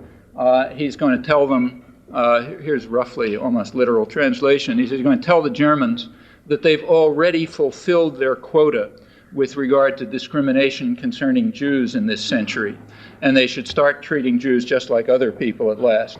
Now, they don't let anybody else in, so therefore they shouldn't allow the Russian Jews in. So in short, because of the Holocaust, the Germans should stop discriminating with regard to Jews and not let Soviet Jews in, so they'll be forced to go to Israel. Well, there's nothing humanitarian about that. I mean, maybe you decide to do it or you decide not to do it, but its humanitarian issue is zero. There's no humanitarian reason for forcing Russian Jews to go to Israel. And if you're thinking about problems of refugees, there are plenty of them. So, for example, right across the river, there's hundreds of thousands of Palestinian refugees who are being driven out of Kuwait with the authorization of President Bush, who makes various apologetics for it, which are featured in the Kuwaiti press. They're not leaving because they're under fear of persecution. They're being tortured and driven out and so on. They're going into a very impoverished country. Not getting any aid. So, right next door, there's a much bigger humanitarian problem, and one can think of a number of others without too much imagination. So the pretext that will be used is humanitarian, and there won't be any debate about that because it serves U.S. interests. It serves U.S. interests of trying to extend Israeli control over the territories. That's the standard interest served by this, so therefore we force Russian Jews to Israel, and the American taxpayer pays for it. That's the way it'll be presented. It's not really presented that way, but that's what it amounts to. Yeah. I'd like to come back to Latin America and the U.S. support of democracy down there.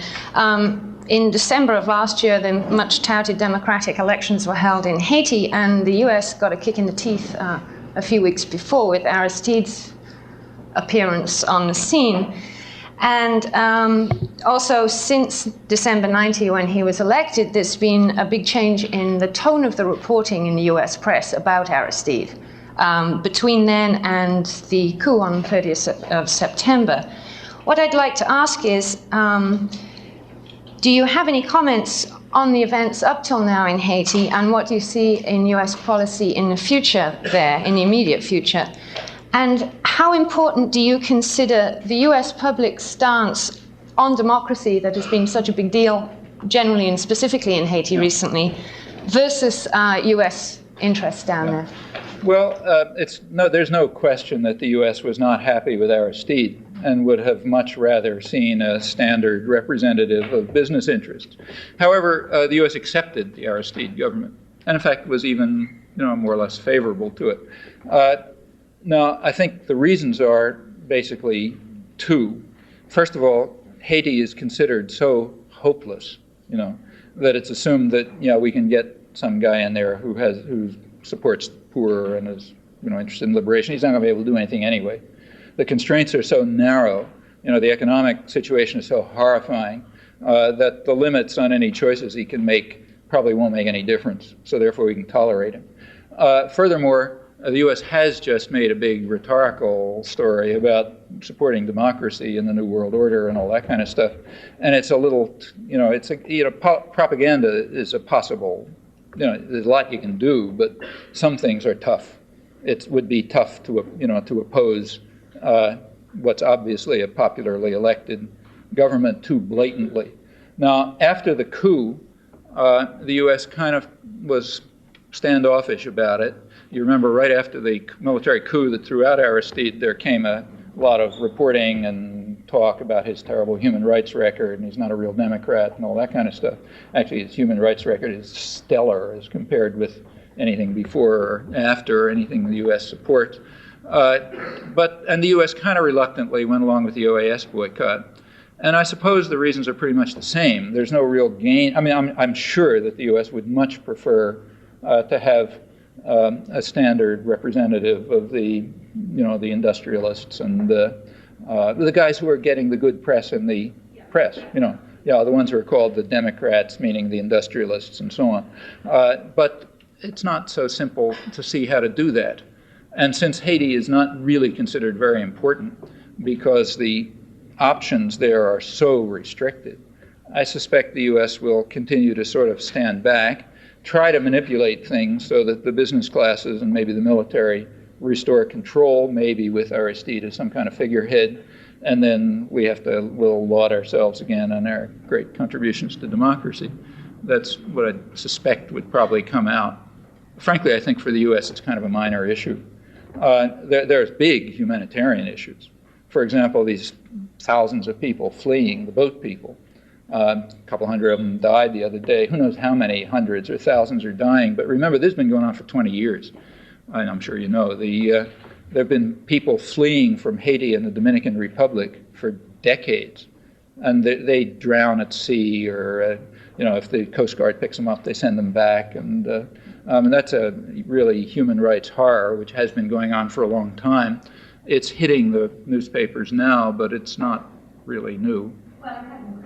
It's increased because of the coup, but it's been going on for a long time. So you and don't back in the late 1970s, it was already quite substantial. Yeah. Thousands and thousands of people, both from Haiti and the Dominican Republic.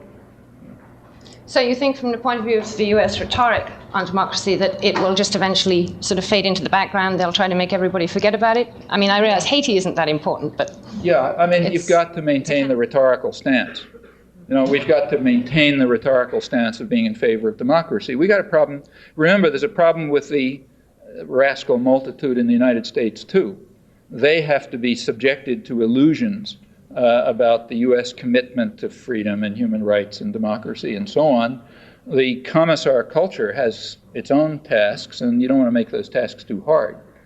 Like blatant support for a brutal military dictatorship. That's why, for example, when the U.S. supported Saddam Hussein in putting down the Kurds and the Shiites, there was a little bit of a propaganda problem, as you remember. We had to bring in all this business about stability and so on, and then quickly turn to another diplomatic triumph. I mean, these are constant problems in controlling populations. And since Haiti's kind of marginal, they probably figure they can tolerate the appearance of democracy there. I was wondering if, since you're talking about the New World Order, if you can make some comments about the United States' attempts to isolate and demonize North Korea, considering what's going on now in the papers. Because aside from the Middle East peace talks, what has been in the papers recently is the whole North Korea nuclear campaign, as well as officials coming up with statements saying that aggressive force must be used to contain North Korea. Also, that if Desert Storm was any indication, there would be greater force used in Korea. And so, if you can make some comment about that situation, taking into consideration the U.S. foreign policy. You recall when, after the Gulf War, Colin Powell made some statement about saying there's still a couple of things that haven't been resolved, like Cuba and North Korea, and Libya and a few others, which have to be integrated into the U.S. system is supposed to be a world system. That's always been the position. Certain pieces of it are still not integrated into it. North Korea is one of them. It was kind of an interesting column the other day in the Wall Street Journal, which may be noticed, from South Korea, reporting that the South Koreans want U.S. forces to remain even after possible unification with North Korea because they're afraid of Japan. Interesting sidelight on this. They have some history on that issue, But I don't really expect the United States to do anything serious to go after North Korea. It's too dangerous, too far away. It's not the kind of thing you can do. A more likely target of U.S. attack, in fact, the most likely one, is Cuba. Libya, you can always just bomb at will. That's not a big problem. You bomb them whenever you want a punching bag around. Cuba will take a little more work, and it's the next most likely target. And you can see the mechanisms. Cuba has been under U.S. terrorist attack for 30 years. The Kennedy administration launched by far the world's largest terrorist operation, international terrorist operation against Cuba right after the Bay of Pigs. And that went on for a long time, may still be going on. We usually learn about these things a couple of years later. They're under illegal embargo and economic strangulation. The United States has intimidated Latin America enough so they're not going to break the embargo. And the European countries and Japan don't care that much. They're not going to get in the way of the United States. So they were able to survive for a while by assistance from the East Bloc. But now that we have Gorbachev's new thinking, as it's called, meaning subordination to U.S. power, that wonderful thing, they've stopped giving them sustenance. So now you can continue the economic strangulation, assumption being that that'll worsen the internal situation enough so that there'll be, protests and dissidents, and that'll intensify the repression, which is already severe enough, and that'll cause an internal breakdown. And sooner or later, it'll get to the point where things have gotten so bad that you can send the Marines in with being pretty secure that nobody's going to shoot back, and you can call them liberation. That's probably the scenario. And if the economy really is in trouble, that might be accelerated so as to happen before the next election. It's not inconceivable. But that's what I'd guess the next likely one is. North Korea, I think, is going to be just something to talk about for a while. So you think it's just a media campaign, that there isn't any, right, despite all these... they want to integrate North Korea into the U.S.-dominated system, but I don't think it's a big policy initiative for the U.S. For one thing, if North Korea did get absorbed into the Western-dominated economic system, Japan would be the main beneficiary, not the United States, because that's in the Japan sphere of influence. And the U.S. has no particular interest in strengthening Japan. Actually, you can see this going on in Eastern Europe right now. Throughout the decade, the United States has been kind of trying to retard the opening up of the Soviet Union. In fact, right now, that's continuing. The U.S. is still, to this day, is trying to strengthen the central forces in the Soviet Union against the separatist tendencies of the republics. Just last August, Bush called on the Ukrainians not to move towards independence. And in fact, throughout the decade, the U.S. has been opposed to trade with the Soviet Union, which would have led to more rapid liberalization and opening up and so on. The U.S. would prefer to see some kind of iron fist over there rather than opening the region up and turning it back into conventional third world. And I think that's not hard to understand. Simply ask yourself, who's going to be the beneficiary of returning Eastern Europe to its traditional quasi-colonial status, which is what's happening. Well, the beneficiary is going to be mostly Germany and its surroundings, and Japan if they decide to get in on the act. Those are the first of all, they're nearby. That's where the traditional trade patterns are. They have excess capital to invest, which the U.S. doesn't have. So the U.S. is kind of likely to be left out in the cold in that one. As a result, there's no special interest in it. And I think probably the same is true with regard to North Korea. It's my guess, anyway. We only have time for 5 more questions, and please limit it to 1 question each. My question is about the relationship between Israeli government and the U.S. government. My first question is, there are a lot of talks after the Gulf War. There are a lot of talks in the Middle East, especially after the Gulf War, especially in Israel, that Israel is no longer an asset for U.S. interest, but rather a liability. And that's why they believe that the so-called powerful AIPAC and other Israeli interests in Washington, D.C. are no longer powerful. Kremlin door. This is propaganda, academic and journalistic propaganda. You always have to present the major U.S. interest it's very clear in the internal documentary record where it makes it extremely explicit, what should be obvious even without a record, that the threat to U.S. interests, primary threat, is indigenous nationalism, what's called ultranationalism in the planning record, things like democracy openings, nationalist regimes which are responsive to pressures from the population, to take their own resources or improvement in living standards and so on. That interferes with the service role of the third world. And that's always been the fear. With regard to Israel, I mentioned just 1948. We go through the record, it's pretty clear. 1948, the Joint Chiefs already recognized Israel as part of the regional control system. Didn't have much to do with the Russians. It had to do with indigenous nationalism. Of course, the Russians, they thought might stir it up or support it and so on, so they play kind of an ancillary role. But if the Russians didn't exist, it would be the same. By 1958, the National Security Council already recognized that, as they put it, a logical corollary to opposition to Arab nationalism is support for Israel as the most reliable pro-Western force in the region, along with Turkey. In the 1960s, Israel was regarded by U.S. intelligence as a barrier to Nasserite pressure, Egyptian pressure against Saudi Arabia. Now, the Russians could be on Mars for all this mattered. There were nationalist pressures in the Arab world. They were threatening the Arab facade, which runs the energy system for the benefits of the United States, and that had to be stopped, and Israel was a barrier to it. In the 1970s, this was kind of open, so the people who really talked the truth, weren't just talking for propaganda purposes, like Senator Henry Jackson, the Senate's main expert on the Middle East and oil. He pointed out back in the early 70s that U.S. policy toward the region was based on a triangular relationship between Israel, Iran, and then under the Shah, and Saudi Arabia. It was all sort of tacit alliances, like they didn't have public alliances. But the idea was that Israel and Iran would, as he put it, repress radical nationalist forces in the Middle East that might threaten what the British called the Arab facade, the tyrannies that run the oil states, the family dictatorships.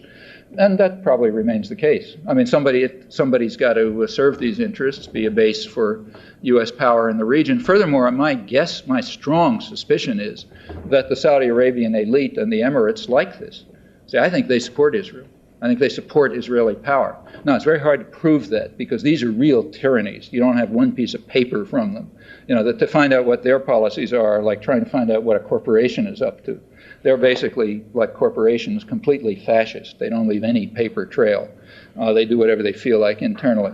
And so we don't have any documentary record. But from whatever secondary record there is, it looks to me as though there's probably been a kind of an alliance between, say, particularly the Saudi Arabian elite, the guys who run the thing, and Israel. And they like Israeli power as a barrier against nationalist pressure, just as it was a barrier against Nasserite pressure. So, for example, personally, I wasn't in the least bit surprised to notice that, to discover that Saudi Arabia was funding is Israel's operation of providing U.S. arms to Iran to restore the traditional, that part of the traditional alliance. That makes perfect sense.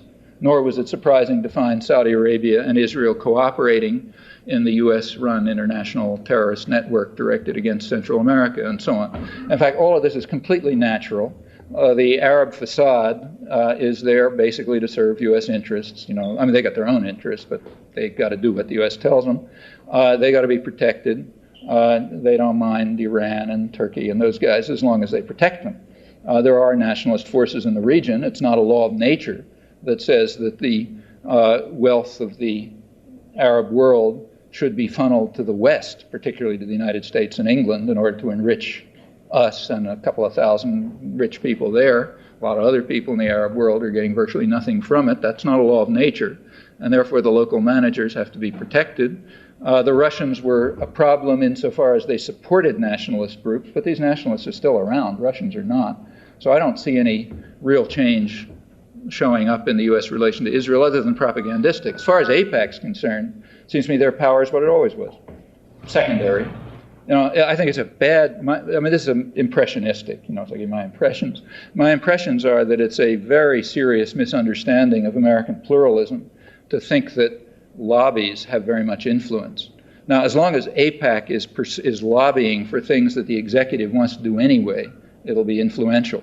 As long as a lobby lines up with significant power interests, it can be influential. If it opposes those power interests, it'll go down the tube quickly. Now, there's one exception to this, and that is business lobbies. But remember, business lobbies are just lobbying their own representatives in the executive and in Congress, so that's a different issue. Now, I don't want to make this like this. This is kind of broad brushstrokes.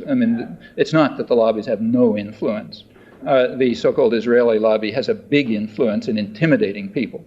The main thing they've achieved is not so much lobbying the executive as intimidating everybody else. So people know that if you open your mouth, you're going to get a ton of mud thrown at you and this and that. And, that makes people back away, particularly in public life. And that's had an effect. It's doubtless had an effect on portrayal of the whole issue and suppressing. And it, that might be a significant effect. But if they were ever to oppose a more or less unified U.S. policy, they would disappear. And I think we just saw that. So, for example, George Bush, there was a real U.S. interest in delaying that loan for a couple of months. There's no serious dispute over it. They all basically agree. But the U.S. wanted that loan delayed, and the current government of Israel wanted it fast, primarily to try to block the Madrid conference. They don't like the Madrid conference. And if the U.S. had given the loan guarantee in September, it probably would have blown the Madrid conference out of the water, because, the Arab states couldn't have, they would have just been happy to come, but they couldn't have done it because of domestic problems. And as a result, the U.S. wanted to put that off for a couple of months, and then maybe everybody will forget about it, and then you go ahead with what you're planning anyway. Because that was a real interest, it's a small issue, notice, very small issue, but a real interest, the Israeli lobby simply disappeared. One flick of George Bush's eyebrow, and they went home. In fact, 2 flicks of his eyebrow could have probably stirred up a wave of anti-Semitism throughout the country, which would have really frightened them. That's these domestic lobbies, I don't think one should exaggerate their significance. That's not the way American democracy works, in my opinion. Thank you. Go ahead, hold it. Okay. Could you comment on any perceived connection between about a week and a half ago when Libya was blamed for the Pan Am bombing? All of a sudden, shortly thereafter, most of the Western hostages in Lebanon, who are supposedly held by Iranian and Syrian-controlled people, were mysteriously, coincidentally released. And that is very interesting. Yeah, I would be, it might mean something, it might not. I'd be cautious about drawing conclusions from that. I suspect that these arrangements to release the U.S. hostages precede the bombing of, the thing. Look, these kind of, the sort of the Kuppermans and the Abe Rosenthal's and so on could be correct when they say that Iran and Syria are being let off the hook because they have some role to play in U.S. planning. Libya, remember, has been a punching bag for 10 years. It's easy. Every time there's a domestic problem, you go bomb Libya, or you attack Libya, or something like that. And that's easy. They're completely defenseless. Gaddafi, nobody likes anyhow. Nobody's going to defend them. So if you want to bomb them. That's kind of like automatic. Maybe Libya was involved. I mean, maybe not. Nobody still has any particular reason to believe that they were involved in the disco bombing in 1986. Maybe they were, but there was certainly no evidence around at the time that could convince a rational person. The German investigators didn't believe it. They thought it was complete fraud. This was all suppressed in the U.S. press, but it was published. Like I had an article about it right then, based on an interview with the head of what amounts to the German FBI, who was actually an interview carried out by a U.S. Stars and Stripes reporter, with the head of this thing saying there's not a particle of evidence that Libya had anything to do with this. This was a couple of weeks after the bombing. This is mostly propaganda, and notice that you shouldn't be deluded by it. I mean, if we were interested in terrorism, we could do simple things like going after, say, the people who were responsible for the worst air tragedy, the Air India flight, or who were responsible for the second worst one, namely the Iran airliner. We don't have to go very far to get those guys. We don't have to extradite anyone. All we have to do is walk over to the White House. And so if there was any concern with international terrorism, you'd know where to go. But whether this has anything to do with release of the hostages, we don't know. I mean, I don't know any more than you. And the White House is going to have another war or some sort of conflict before the election, because he needs something to distract people. If they are facing real domestic problems, and the meddling outsiders are beginning to make a fuss, and people really start paying attention, deciding, look, we better do something about this catastrophe around us, it'll be necessary to divert them, and there aren't many ways. One way is to set oppressed groups against one another. Actually, the Thomas hearings were a perfect example of that. You take the two most oppressed groups in the country and you set them at each other's throats. Perfect. The affirmative action thing is exactly the same. You don't have a meaningful unemployment program. A meaningful employment program, what you do is, if you're clever, what you do is target particular sectors so that other sectors equally deprived will hate those guys, instead of hating the guys who are picking up all the they're making all the money and establishing the policy. So there's all these techniques, which are standard and will continue. But the other major ones are the ones I mentioned. Foreign enemies who are going to overwhelm us, or at the magnificence of our leaders who rise up at the last minute in the nick of time to save us. That's standard, and they could resort to that. My guess is it would be Cuba, though. Yeah, I guess some of us still need our fig leaves to keep hope. And in the Middle East, in the Madrid talks, the fact that the Palestinians went to that and agreed to it, some of us have been hoping that there would be a momentum that would build up so that there would be some conclusion which be other than what you've described. What do you think of that? I think that's possible only if there's enough internal pressure in the United States to compel the state to change its traditional policies. People who are going to have faith in George Bush and James Baker are simply contributing to oppression as well as contributing to the destruction of democracy here by fostering illusions. I mean, like you, I hope that something decent will happen there, but it's not going to happen unless there's enough domestic pressure. So, I mean, any ruling group has got to worry primarily about its domestic enemy. The main enemy of any group that's in power anywhere is the domestic population. They got to be kept under control. If they become disruptive or do things, you got to react. Doesn't matter who you are, fascist state, a democratic society, anything. And if there's that kind of pressure, yeah, U.S. policy could shift. I mean, it's not a crucial interest of the United States that Palestinian rights be denied. It's a very marginal interest, kind of like Haitian democracy, very marginal interest. As a result, it could shift, but it'll require pressures here. Faith in the goodwill of our leaders is just a way to make sure that things continue the way they are.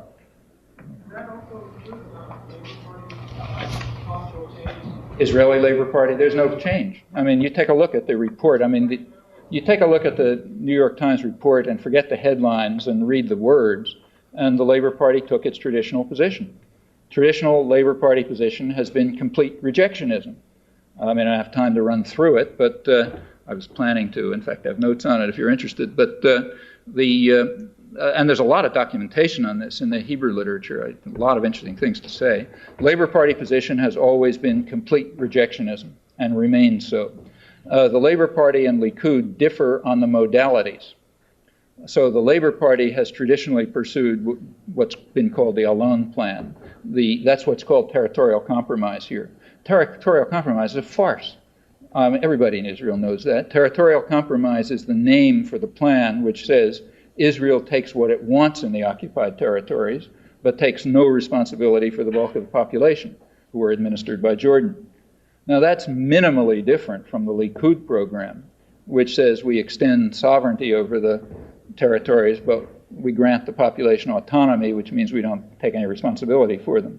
I mean, the differences between those proposals are minuscule. And in fact, many Israeli doves, authentic doves, not in the Labor Party, and Palestinian nationalists actually regard the Likud programs as more helpful to their interests. And yeah, but what does that mean? They tell you what that means? No, they didn't tell you what it means. Sure, they can say anything they like as long as they don't tell you what it means. And what it means is we'll take what we want in the territories, we will take the water, we will take the other resources, we'll take the nice suburbs around Jerusalem, which by now is a huge area extending well into the West Bank.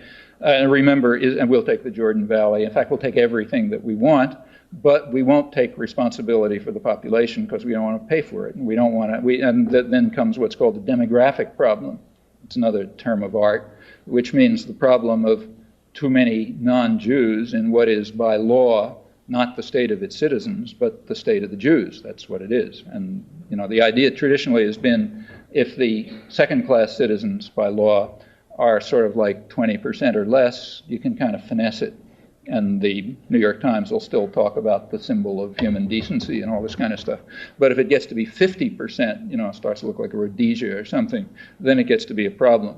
So you have this demographic problem, and you also have simply the problem of providing, extending the normal services that any state, whatever it is, provides to its own citizens. You got that problem, which is costly. And then there are two ideas on how not to do it. One is the Likud idea of autonomy, and the other is the Labor idea of territorial compromise. They come out about the same way. They're not all that different. Incidentally, as far as extending Jerusalem and Israeli settlement in Jerusalem, including Russian Jews, is concerned, remember there are two issues there. One problem is to keep a Jewish majority, but another non-trivial problem is to keep a Zionist majority. Remember that a lot of the Jews in Jerusalem are non-Zionists or anti-Zionists, the whole religious group. And to go back to the Israeli literature, there's a phrase, they breed like rabbits, which is used for two groups, Palestinians and Orthodox Jews. They all breed like rabbits. The big problem is that and in fact a lot of these not all, but a lot of these Orthodox Jews are not only non-Zionists, a lot of them have called for Jordan to take control so they can have religious freedom again. So you have to keep expanding the population, the Zionist Jewish population, to overcome these two problems of those guys who breed like rabbits. So there's basically no disagreement on this. I mean, you look back at the settlement programs going way back to 1967. September 1967, the first Labor Party settlement program was internally announced by Shimon Peres, incidentally. Internal, it's since been publicized. And it called for expansion around Jerusalem, settlement around Nablus, settlement in the Jordan Valley, settlement in the Golan Heights. In fact, pretty much what's happened. Likud does it a little differently, but there aren't major differences. And incidentally, contrary to a lot of the reporting here, the Likud policies in the territories have also often been less harsh than the Labor Party policies. So when Menachem Begin came in 1977, the hawk, torture stopped, demolition of houses stopped, expulsion stopped. It got worse again for a period when Ariel Sharon came in. But for the most, but and in fact, when labor came back in 1984, it all started again. I mean, these are very complicated things. They're not the way they're portrayed. But the fundamental point is there isn't much difference. There isn't much difference between the labor form of rejectionism and the Likud form.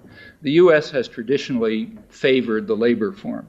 It's regarded as kind of more rational. So, also the U.S. doesn't see. There's something about the Likud policies that the U.S. doesn't like.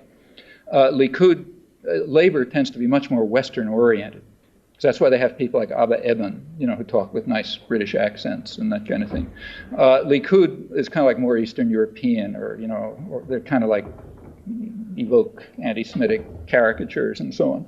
But and Likud tends to do things in a very brazen fashion and defiant fashion. So typically, say when James Baker shows up in Jerusalem, they'll pick that day, to defiantly establish a new settlement somewhere to say, thumb their nose at them. And the U.S. doesn't like that. It's kind of embarrassing. What they prefer is the Labor Party technique, which is not to do that, but to wait till the next day, and then not to establish a new settlement, but to do something called thickening old settlements in exactly the same place, and then nobody notices it, but it sort of ends up the same way. The Labor Party, as I say, it's kind of much more attuned to the norms of Western hypocrisy than Likud is, and for that reason, the United States always tended to prefer labor. Yeah, let's go here. Yeah. I almost lost track of what my question was going to be. I once had a friend who was just like yourself, an intellectual. I once had a friend who was an intellectual, and he's a mentor of mine, but he's now dead. His name is Walter Rodney. And he would spend time like yourself, talking to people, just as you're doing at the moment. I didn't understand exactly. Could you say it again? Okay, I'll go a bit slow. I'm not catching what you're saying. I once had a friend who would spend time like you do right now, talking to people like myself, and he was an intellectual like you. His name is Walter Rodney, and he's a mentor. He's now dead. Walter Rodney, yeah. And I find troubling not your analysis, but the answer to the question, the British questioner. Because I feel for the people of Haiti as I feel for the people of Guyana, who became infamous after Jim Jones and Jonestown. As you would understand, that's not the way you'd like your country to be seen in the world. So this is my question. What would you prescribe? And mind you, I'd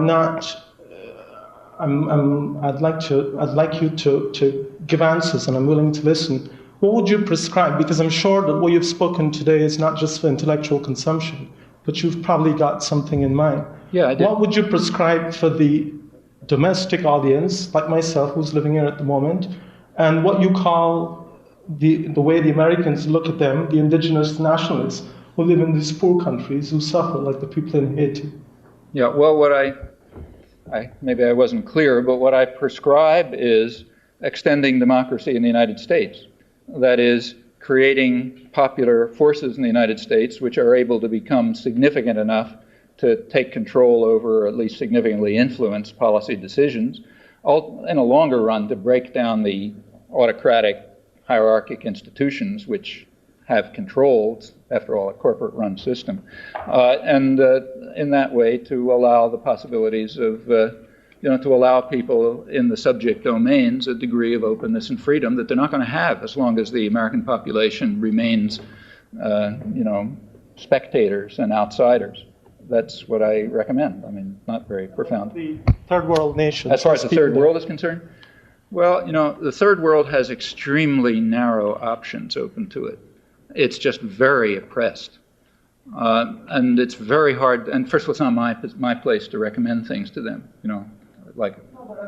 okay, well, look, intellectual doesn't mean anything, a guy who drives a taxi cab is no less an intellectual than a guy who teaches in a university, often more an intellectual. But the point is, we're talking about people, what should people do? Well, if somebody in the you're sharing ideas with us at the moment, right, so I meant someone who's sharing fine, ideas. But my advice, I don't have much in the way of advice to the third world countries. For one thing, is it depressing? But I'm talking to the people in the United States, right? I'm talking to people in the United States and what I think they ought to do. If you ask me what the Palestinians ought to do, or what the Haitians ought to do, or what the Nicaraguans ought to do, frankly, I don't have a lot to suggest. I think that they have to decide what they're going to do. What I would like to do is to take our boot off their neck, okay? Then they can decide what they want to do. I mean, if somebody wants my advice, you know, like I'll tell them, but I don't see why they should pay any attention to it. You know. Well, I've known you for 7 years, and I think your opinions are worth a while. Thanks. Okay. You touched very briefly on the propaganda side of all these events that you were discussing today. And I read recently in the paper ABC is complaining about losing a lot of money, and they're trying to force the FCC to do away with regulations with the number of media outlets that any corporation is able to control. Presently it stays at 12, which is up from 3 only a few years ago. And wondering what effect you think this might have on the presentation of these events in the media and the propaganda assault on the people in this country. And I know that you contribute to Z Magazine, and they're trying to put together Z Radio. I'm wondering if you think that can have any real effect. And you know, if besides forums like this, how we can get the message out to more people in this country to do just what you said a moment ago, is to make people wake up and to remove the boot of oppression of the United States government on people around the world. Well, you know, if there are any answers to this question that aren't obvious, nobody's ever found them. Every social, I mean, the only reason we're not living under slavery or, you know, military dictatorships or something is because over the centuries there have been lots of popular struggle which have extended the domains of freedom. And the only way those things happen is by, you know, education and organization and pamphlet literature and pressures and taking over institutions and so on and so forth. And if there's any other way of doing it, nobody's ever found it. So sure, I mean, all of these ways are fine. I don't have anything to say. I don't think there is anything to say that isn't obvious. Do you think that the increasing concentration of corporate control of media has, you know, I mean, how can we counter that? That's my real question. I've written about it, but you want to know the truth, I don't really believe very much what I'm writing. I mean, it's true that there is increased centralization of, like, you know, there's one newspaper in town instead of 2, and there's 3 channels instead of 4, and so on. But I don't think, honestly speaking, that things would be very different if there were 50. You know, if there were 50 corporate-controlled television channels, they would all do approximately the same thing because they all respond to the same interests. I mean, it might have a marginal effect on opening up a few things, but not much, in my view, even though, as I say, I've written about it.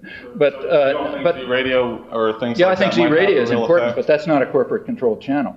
So what I mean is, like, instead of just GM and, you know, you got also GE, I don't think that's going to help a lot because they basically have the same interests. On the other hand, if you have, say, community radio or, you know, independent, what are called alternative, ought to be called independent press, especially if there's organizational structure behind them. You know, you got the Central American Solidarity movement behind it, or, you know, you got the feminist movement behind it or something. If there's some popular force behind it, then these things mean something. You know, they help people get together and think things out and do things and so on and so forth. Sure, that's tremendously important. In fact, that's one, and pressure against the major ideological institutions is also important. I mean, after all, there are people inside them who are trying to press things to the limit, and they can do more if they have more outside support. I don't think it's a matter of choice between one or another thing. They're all important.